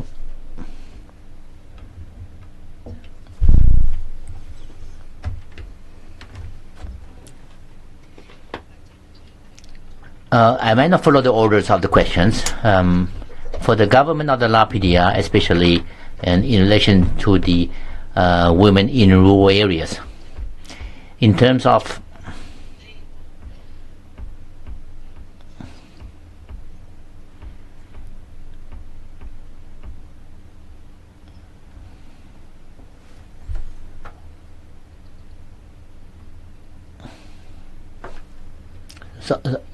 So allow me to respond on to the questions about the mainstreaming of the gender equality in the national disaster strategy, especially with ask about the involvement and engagement of women in this plan. How we are going to develop the strategy with involvement of women. In the ribbon of the risk disaster mitigation strategy, we have the involvement of ethnic women to provide the inputs on the plan. And despite the slum of a woman was engaged, but the lady woman was involved in the elaboration of the planning from the beginning, especially ethnic woman, ethnic group, and to adopt the national strategy for the climate change and national action plan of resilience, and to be representative to implement this national strategy on climate change. So we have prepared a draft, and we have appointed the committee, the fund and the steering committee at the central level. We have organized the consultation workshop. We also provide trainings on how to prepare for risk management, and we also develop the tools on how to become trainers in order to assess the risk of the community. We try to do this in many provinces. We also allocate human resource in the implementation of this plan. We also appointed the provincial committee for national disaster. We also provide trainings on the provincial teams of national disaster in the provinces. We also create and improve the 96 risk management committee in many villages. We also strengthened the capacity of the committee by organizing the workshop. We also piloted the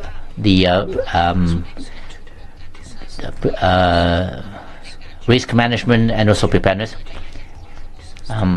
And we also organized some 72 hours emergency plan.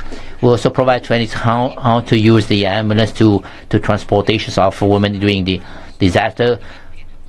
We also piloted the natural disaster preparedness plan, and how to use the information on the climate change. So for the rest, I will give the floor to my colleagues to respond to the other questions. So respect to the follow-up questions, especially for the rural forest, women living in the forest, rural forestry. And of course, the female farmers can get access to the economic benefit, or especially in doing the SME and in developing the agricultural products. So you provide the lands and equipment to women to alleviate the poverty. We also providing access to credit to women and to cooperative to develop the agricultural activities and develop animal husbandry. We also mainstream the gender equality in the old policy in the agricultural sectors.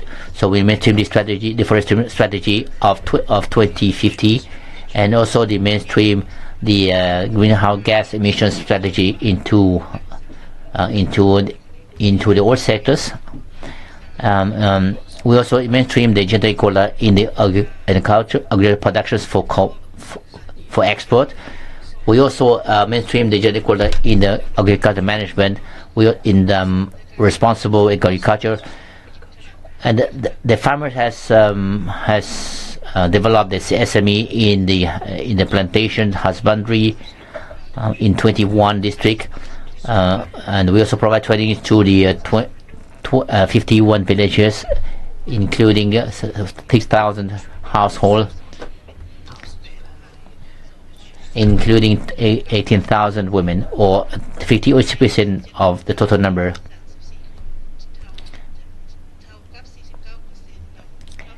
In addition, we also established the nutrition group, the village nutrition groups, in 51 groups with 19,000 members and including 2,500 pregnant women. We also have the production unit, including the cooperative services in the 52 villages.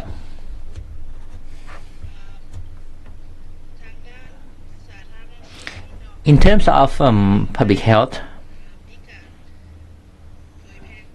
we disseminate the knowledge on the reproductive health to the cooperative, to the population age of 15 age, and we also disseminate the roles of the white midwives.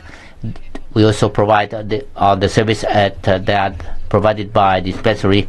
We also provided the healthcare for women under 20, especially those who are living in remote areas. We also developed the various form of media for the target groups on the reproductive health. We also conduct a vaccination campaign, especially to prevent early pregnancy and to prevent any communicable disease. We also developed the guideline on the healthcare standard and how to get access to healthcare and to increase the quality of the health coverage. Now the Lao Women Union is in the process of revising the law on the development and protection of women. We have defined that the woman, we have defined the rights, the protection of the rights and interests of women.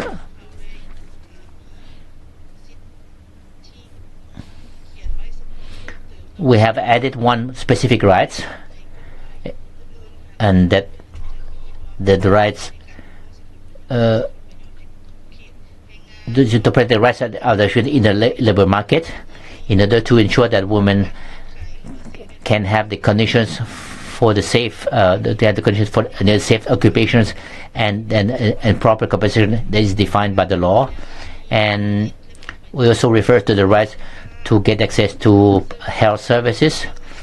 Women have the right to receive information and advice on sanitation, how to get vaccination, and all the details are prescribed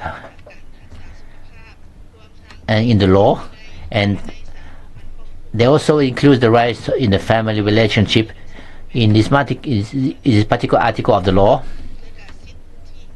It defines the rights and the obligation of the woman that are defined in this particular article of the law. In addition to this, in order for women to have a workplace, so the government has issued a law on the settlement and occupation in 2018. This piece of law guarantees that the Lao ethnic people, especially in the resettlement areas, have occupation and the place of living and stable occupations, aiming at reducing the illegal migrations and to elevating poverty and improving the people's livelihood. In addition to this, in order for women in rural area get access to education, the government has issued a degree on the long life learning in 2020 in order to have to come up with a policy for women and girls to get access to high quality education, informally and formally forms of education, and to have the plan to improve the quality of the sport in 41 remote districts.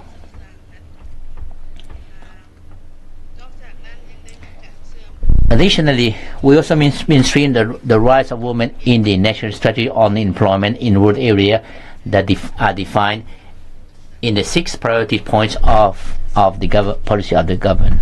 Thank you. I was just having a little aside that those interventions are very welcome. From your response, it would appear that they are for rural women but for all populations, and we would have welcomed them much earlier in the day. But we thank you for sharing those information even at this late hour. I believe Ms. Akia has maybe 1 minute for a follow-up question. Thank you. And I'd like to appreciate the high-level delegation for the responses. I just have 3 follow-up questions. The first one is, we do acknowledge the integration of the gender equality and what you have provided, but what has been the impact of the integration of the gender equality? How are women benefiting, especially in the agriculture sector? What has been the impact of the integration of gender equality in the agriculture sector? Policies, initiatives, especially for rural women, ethnic women, elderly women, migrant women, and women with disabilities. Then 2, we also do take note of the very comprehensive training that you have spoken to, and we really appreciate that.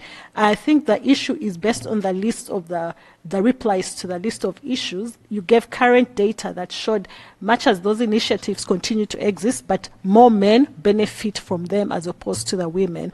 So I guess because the committee is trying to push for 50-50 parity, ensuring that if men are half participants in a training, the other half should be women. So we would like to call upon the member state to consider that each time you're having a training, maybe you could consider ensuring 50-50 parity so that there's equal representation of both men and women in benefiting from these initiatives. Then the last follow-up is in regards to women rights defenders. What steps is the government taking to protect the rights of women rights defenders? Ensure that they're not maybe arbitrarily arrested in case that happens, but how are you ensuring that they are able to do their work effectively? Thank you. Thank you very much, Ms. Akia. I'm going to now ask that we turn the floor. We hold the responses to those follow-up questions and turn the floor to Ms. Rangita Del Alwis, who will be taking questions on Articles 15 and 16. And Madam Head of Delegation, you can then present all the responses together after she has presented her questions. And so you have the floor for 6 minutes, Ms. Rangita. Ms. Thank you, Madam Chair. Thank you, Madam Chair. The gravamen of CEDAW's Article 15 is women's equality before the law. And the Lao PDR's own constitution in Article 35 enshrines that all citizens are equal before the law, irrespective of their gender. The constitution of Lao PDR is in line with the CEDAW. And equality before the law guarantees the due process of law, the legitimate exercise of women's rights to freedom of expression and freedom of peaceful assembly, including peaceful dissent. As Ambassador Sisulat, the very distinguished member of the delegation, explained to us, Article 19 of the ICCPR conveys and enshrines the right to the freedom of expression and the freedom of opinion. And the freedom of opinion and the freedom of expression are considered under Article 19 indispensable to the full development of the personhood. Moreover, Article 94 of the Lao PDR Constitution calls for the independence of the judiciary. Judges must be independent and strictly compliant with the laws, says the Constitution of Lao PDR. So my question to you is, how is the Supreme Court trained on the rule of law and the independence of the judiciary, as well as the use of CEDAW in judicial decision-making? Article 96 of the Constitution, which is new, calls for accused persons to have the right to defend cases raised against them and to have lawyers provide legal assistance to the litigants and accused persons. My question to you is, do women human rights defenders, including political dissenters and others charged with criminal conduct, have access to free legal counsel under Article 15 of the CEDAW?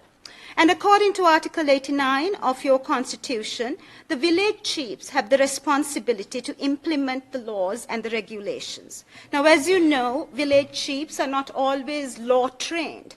Therefore, my question to you is this interpretive process of interpreting and implementing the law transparent, independent, and outside of interference? And how are the chief's interpretation of the laws and the implementation of the laws monitored?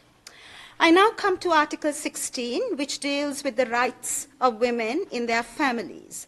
I want to start with Article 9 of the Lao PDR family law, which deals with child marriage, but unfortunately includes a clawback clause. So, to quote your provision of Article 9, a marriage is at 18 years of age, but in special and necessary cases, this limit may be lowered to less than 18 years of age, but not less than 15 years of age. My question to you, to the distinguished delegation, is that the law, as it is, does not define what special and necessary might mean.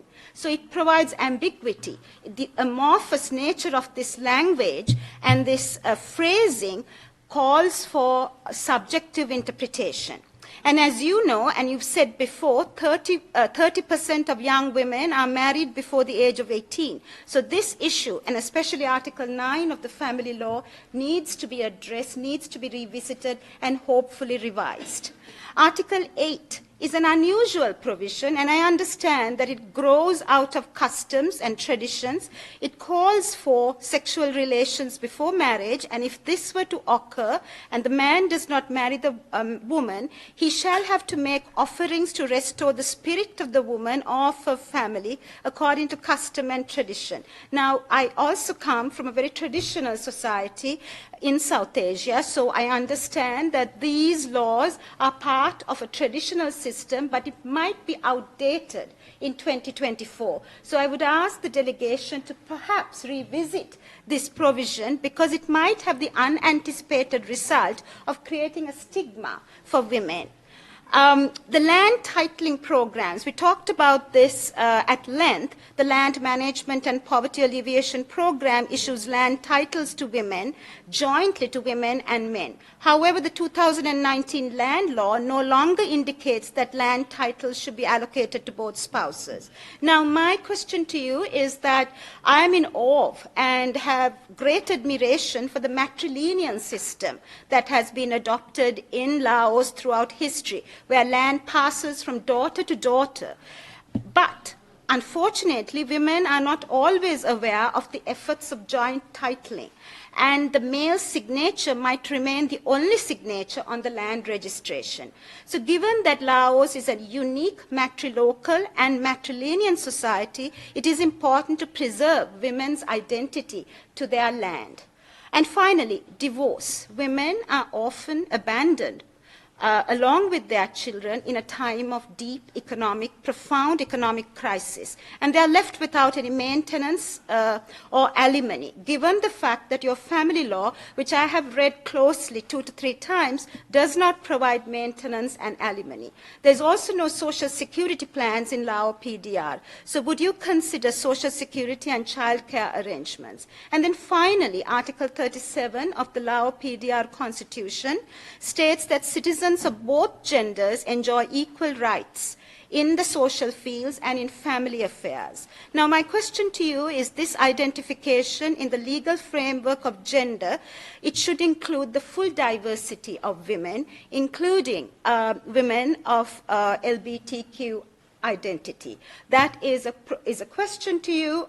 It is not an assertion of fact, but it is something that I would ask you in terms of understanding what is defined as family affairs. Thank you. Thank you very much, Ms. Da Silva. I will now yield the floor to the delegation. If you could try to provide responses at this time of the day in 10 minutes. Thank you.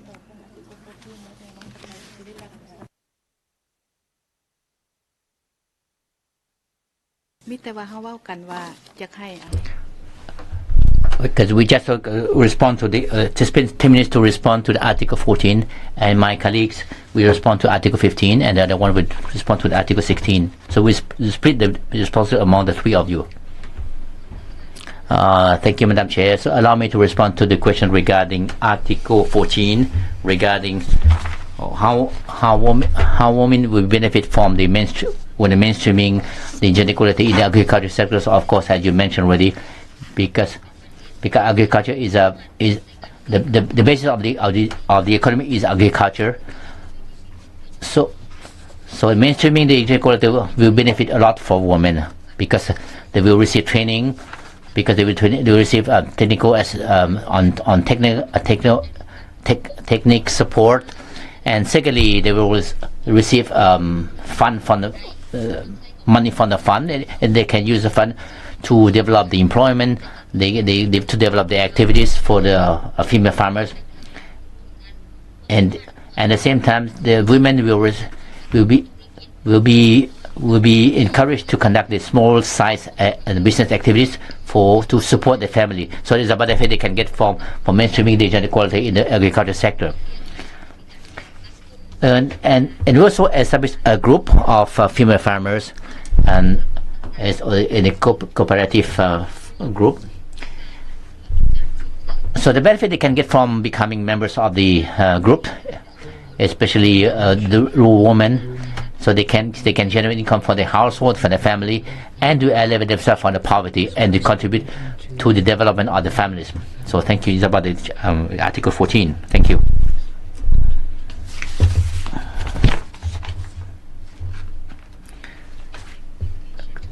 Distinguished member of the CEDAW committee, distinguished delegates.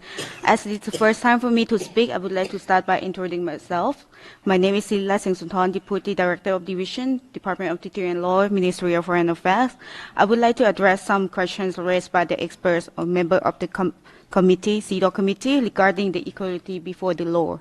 Currently, the Lao PDR does not have the specific law on anti-discrimination that prohibits direct, indirect, and multiple forms of discrimination in all aspects. Nevertheless, the government has adopted a law on the gender equality in 2019 and has implemented policy to promote gender equality in society, taking measures to combat discrimination in various forms as stipulated in the legislation.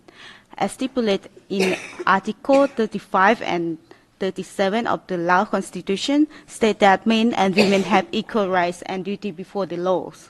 At the same time, law on civil procedure and law on criminal procedure both stipulate that civil and criminal proceedings must be conducted on the basis that all citizens are equal before the laws, and the People's Court without discrimination on the basis of gender, race, ethnicity, socio-economic status, language, educational level, occupation, beliefs, place of residence, and others. In criminal proceedings, the investigation organizations, public prosecutors, and People's Court shall create conditions for citizens, especially the suspect, accused, defendants, injured person, civil plaintiffs, and respondents to exercise their rights as provided in the laws to ensure that the criminal proceedings are conducted in a correct and objective manner.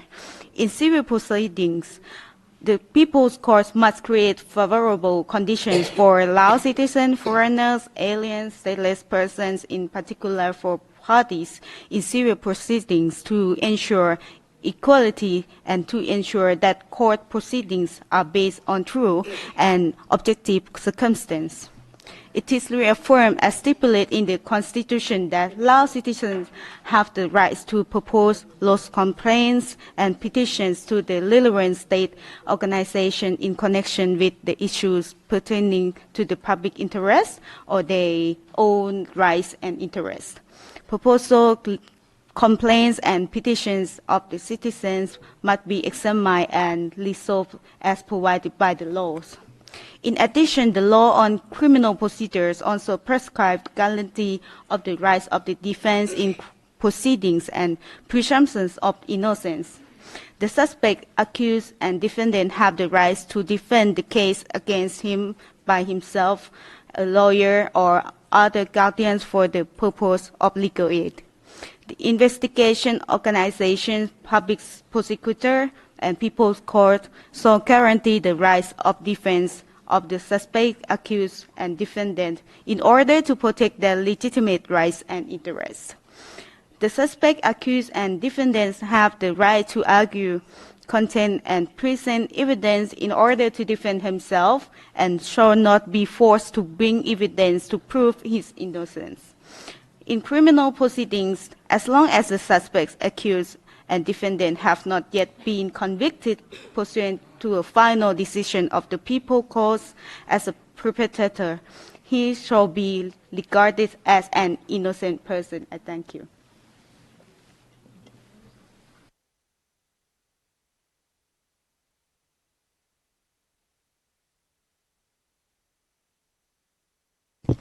May I respond to the family law?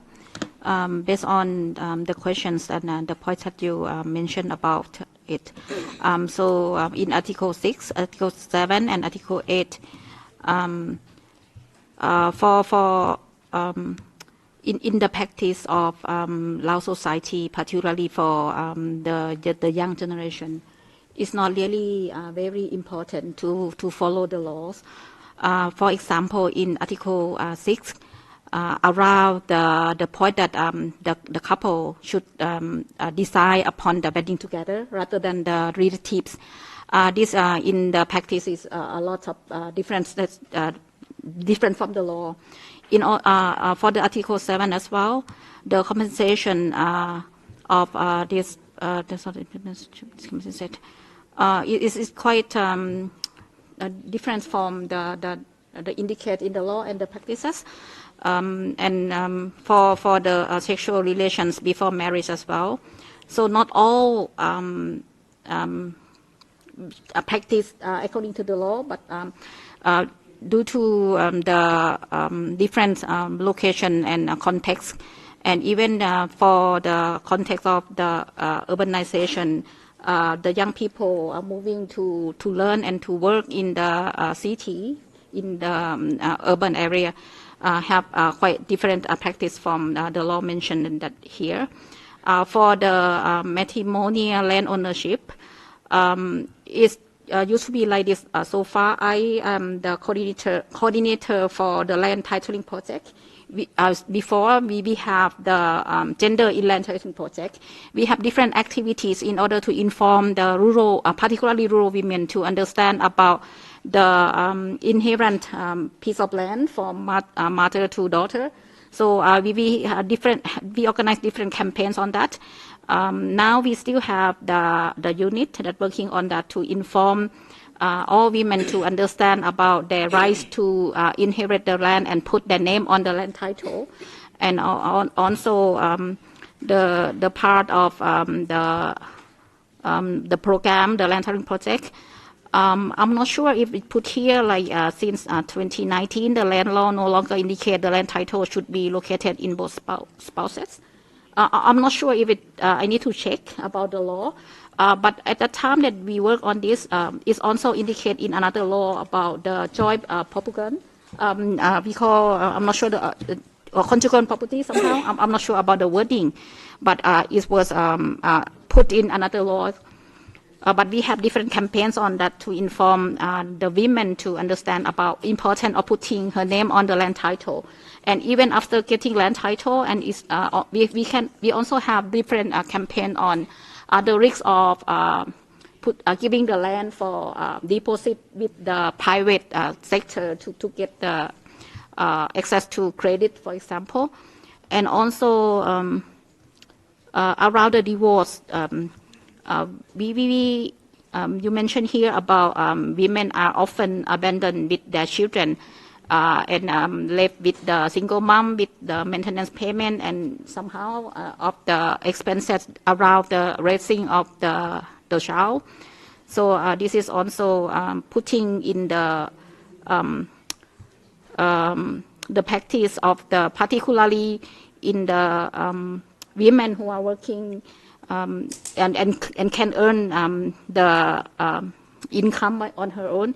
This will be less pronounced, but if women in other area might be more pronounced in this. So this is the thing that I can respond in the limited time, and I hope that I can answer some points. Thank you.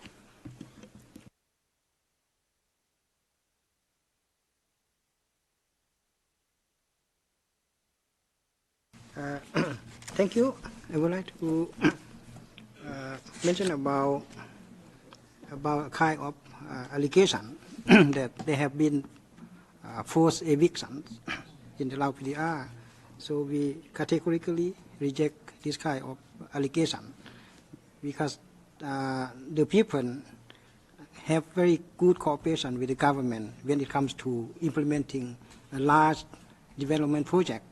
And they benefit from the project. And before the project starts, they are consulted on the impact, on the livelihood, and on the relocation. We do have the law on relocations and permanent employment, and for example, as a basis of to use this, and also we have the decree on the assessment of environment impact as well. So people are participated, affected people participate in this consultation process. And on the other hand, that regarding the questions on the independence of the judiciary, yes, the judiciary, we used to implement the so-called master plan on the rule of law in the Lao PDR. It was very effective, very useful, and it covers all institutions, judicial institutions, and the court, the prosecution office, the Ministry of Justice, and also the National Assembly, the Ministry of Public Security, for example. And we included also training on component, human rights component as well, including CEDAW, for example. So we have actually we will have a workshop with the National Assembly to focus on CEDAW in November or December this year to support by the CEDAW project. And regarding the legal counsel for women with access to legal counsel, women in the rural and remote areas, they have less opportunity, but the government organized, for example, legal aid clinics, legal aid office, for example, Ministry of Justice, the Lao Bar Associations and Women Union, and organized legal aid for the people, including the women in the remote areas, and also one or two of our civil society organizations also organized legal aid to different provinces of the country, for example. And lastly, about divorce and maintenance and social security for child care, this one we took note of this. We will look at in our legislation whether we do have, and we will, if we don't have yet, we will elaborate on that in the future. And in terms of the LGBTQ women, and so in the Lao society, we don't yet perhaps promote LGBTQ community, but the Lao society is very tolerant. So tolerant, and we don't prosecute them. So they are also Lao citizens. They have the rights and obligation under the Lao constitutions and law. So we are very tolerant society, and they can do what they want, but within the framework of the law. Thank you. Thank you very much for the additional responses and clarification by the delegation. I can see that Ms. Rangita has the floor, but before I ask that you take maybe 1 minute to follow up as we wrap up, I would just like to go back to the response from the State Party that we had actually spoken about your ESIA framework, which would also incorporate and would be adequately respond to the issue of forced ejections or forced evictions, because if you engendered and there were gender components within your ESIA, a review of that to accommodate these issues is what we're talking about. It is not the accusation per se, is that what mechanisms exist to protect women when there are issues of acquisition of land by investors, and that are there provisions within those contracts or those concessions that have components on gender, so that any fallout that impacts on them, there will be a redress mechanism inbuilt in your ESIA. I think that was what we discussed earlier on, and that is the issue rather than the allegation of forced evictions. That's an issue, but what's the response? What is on ground to respond to that? And we had discussed that earlier. So I think with what we agreed before, unless you have any other questions, we would like to thank you very much and bring this very extensive and long dialogue to a close. I would now ask,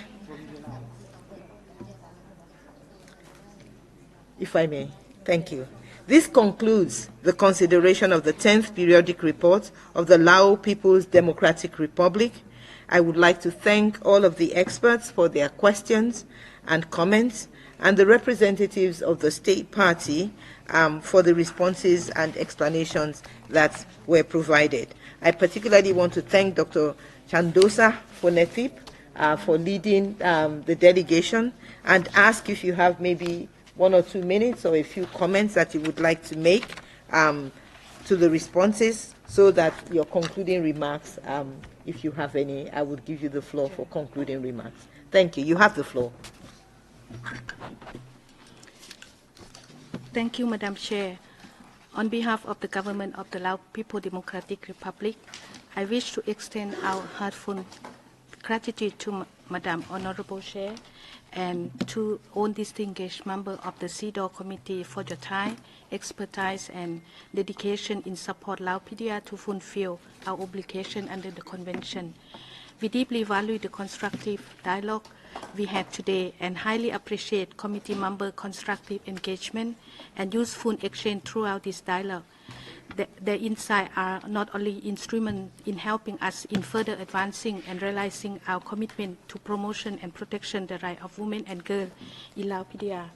The observation and recommendation to be provided by the committee will serve as a valuable reference and framework for further refining our national strategy and policy regard to the CEDAW obligation and commitment. Madam Chair, distinguished member and of the committee, our discussion today have brought into focus both the progress and we have made and the challenge we continue to face in the implementation of the Convention. The Lao PDR recognize these challenges and will address them in a proactive and sustained manner. We are determined to build on the achievement already made in promoting gender equality and to enhance our effort in the area that require further attention. I think our today's dialogues is successfully concluded, and I would like to reiterate once again that the Lao PDR attach great importance to promotion and protection the human rights in the country by proactively engage with human rights mechanisms, including HRC, OHCR, UPR. We will have the full cycle of UPR convent in May 2025 and the treaty body. I'm thankful for the opportunity today dialogue with CEDAW committee.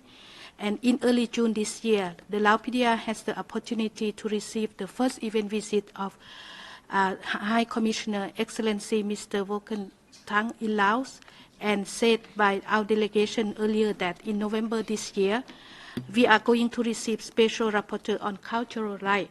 We hope and urge more such visits, including CEDAW committee in Laos, to have the first-hand information related to human rights and related issues. Taking this opportunity, I would like to also underscore that the consistent position of the Lao PDR on the human rights promotion and protection should be based on a genuine dialogue and cooperation and with the consent of the country concerned, as well as in line with the priorities and the need of the country. The government will continue to pay the attention in enhancing collaboration with the international partner, fellow CEDAW state party and relevant organizations, particularly in the area of capacity building and technical cooperation. We believe that exchanging the experience, fostering partnership and technical support will be vital to advancing our effort toward achieving full gender equality in Lao PDR. Before concluding, I would like to emphasize the critical need to address gender-based discrimination within a broader human rights framework, particularly in times of geopolitical tension, armed conflict, economic difficulties, and more frequency of the natural disaster, where women and girls in different parts of the world face increased risk and vulnerability. Peace and sustainable development must always be prioritized, while peaceful solution is the only viable means to resolve the ongoing armed conflict. And it is important to recognize that gender discrimination intersects with human rights violations happening in this challenging context. In this regard, we strongly believe that the protection of women and girls in all circumstances must be a priority of the international community. Upholding international human rights principles and in fully implementing the provision of the CEDAW Convention remain crucial to all countries, including the Lao PDR. The Lao government has strong commitment and political will to better implement CEDAW Convention, with significant progress has been achieved, and we will put all our effort in this endeavor. Due to the limited resources, we would like to welcome any support, assistance in terms of technical expertise from the international community to help us realize our common cause of the promotion and protection of women's rights and gender equality in Lao PDR. Thank you once again for your invaluable time and constructive feedback. We look forward to continuing our cooperation with the committee in the spirit of mutual respect and sharing commitment to promote and protect women's rights, to advance gender equalities and women empowerment. To conclude, I would like to once again thank you so much for excellent arrangement made by CEDAW Secretariat, and my sincere thanks go to Madam Chair and Madam Vice Chair and proactive participant by the CEDAW committee members, which the success today dialogue cannot be possible without this proactive participation. Lastly, I would like to thank you, Madam Chair. Thank you. On behalf of the committee, I thank the delegation for the constructive dialogue with the committee, which has provided further insight into the situation of women in your country. The committee invites the state party to accept as soon as possible the amendments to Article 20, Paragraph 1 of the Convention concerning the meeting time of the committee. In that regard, the Secretariat will send a model instrument of acceptance with further explanations to your permanent mission shortly.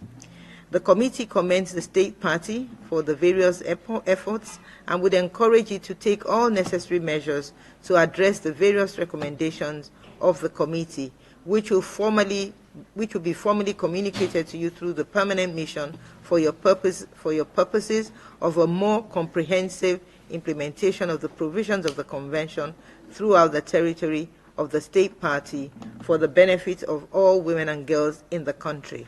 The committee also reminds the state party that it selects a number of recommendations for immediate follow-up.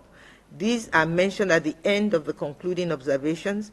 It invites the state party to pay particular attention to these selected recommendations and to submit information on their implementation within the deadline stipulated in that same paragraph. And of course, we would look forward to receiving your additional submissions within 24 hours, 1,500 at your instance and 1,500 additional at the instance of the committee. Thank you, Madam, and we look forward to receiving your next periodic report. The committee will now convene in closed meeting. The meeting is adjourned. Thank you. Thank you very much.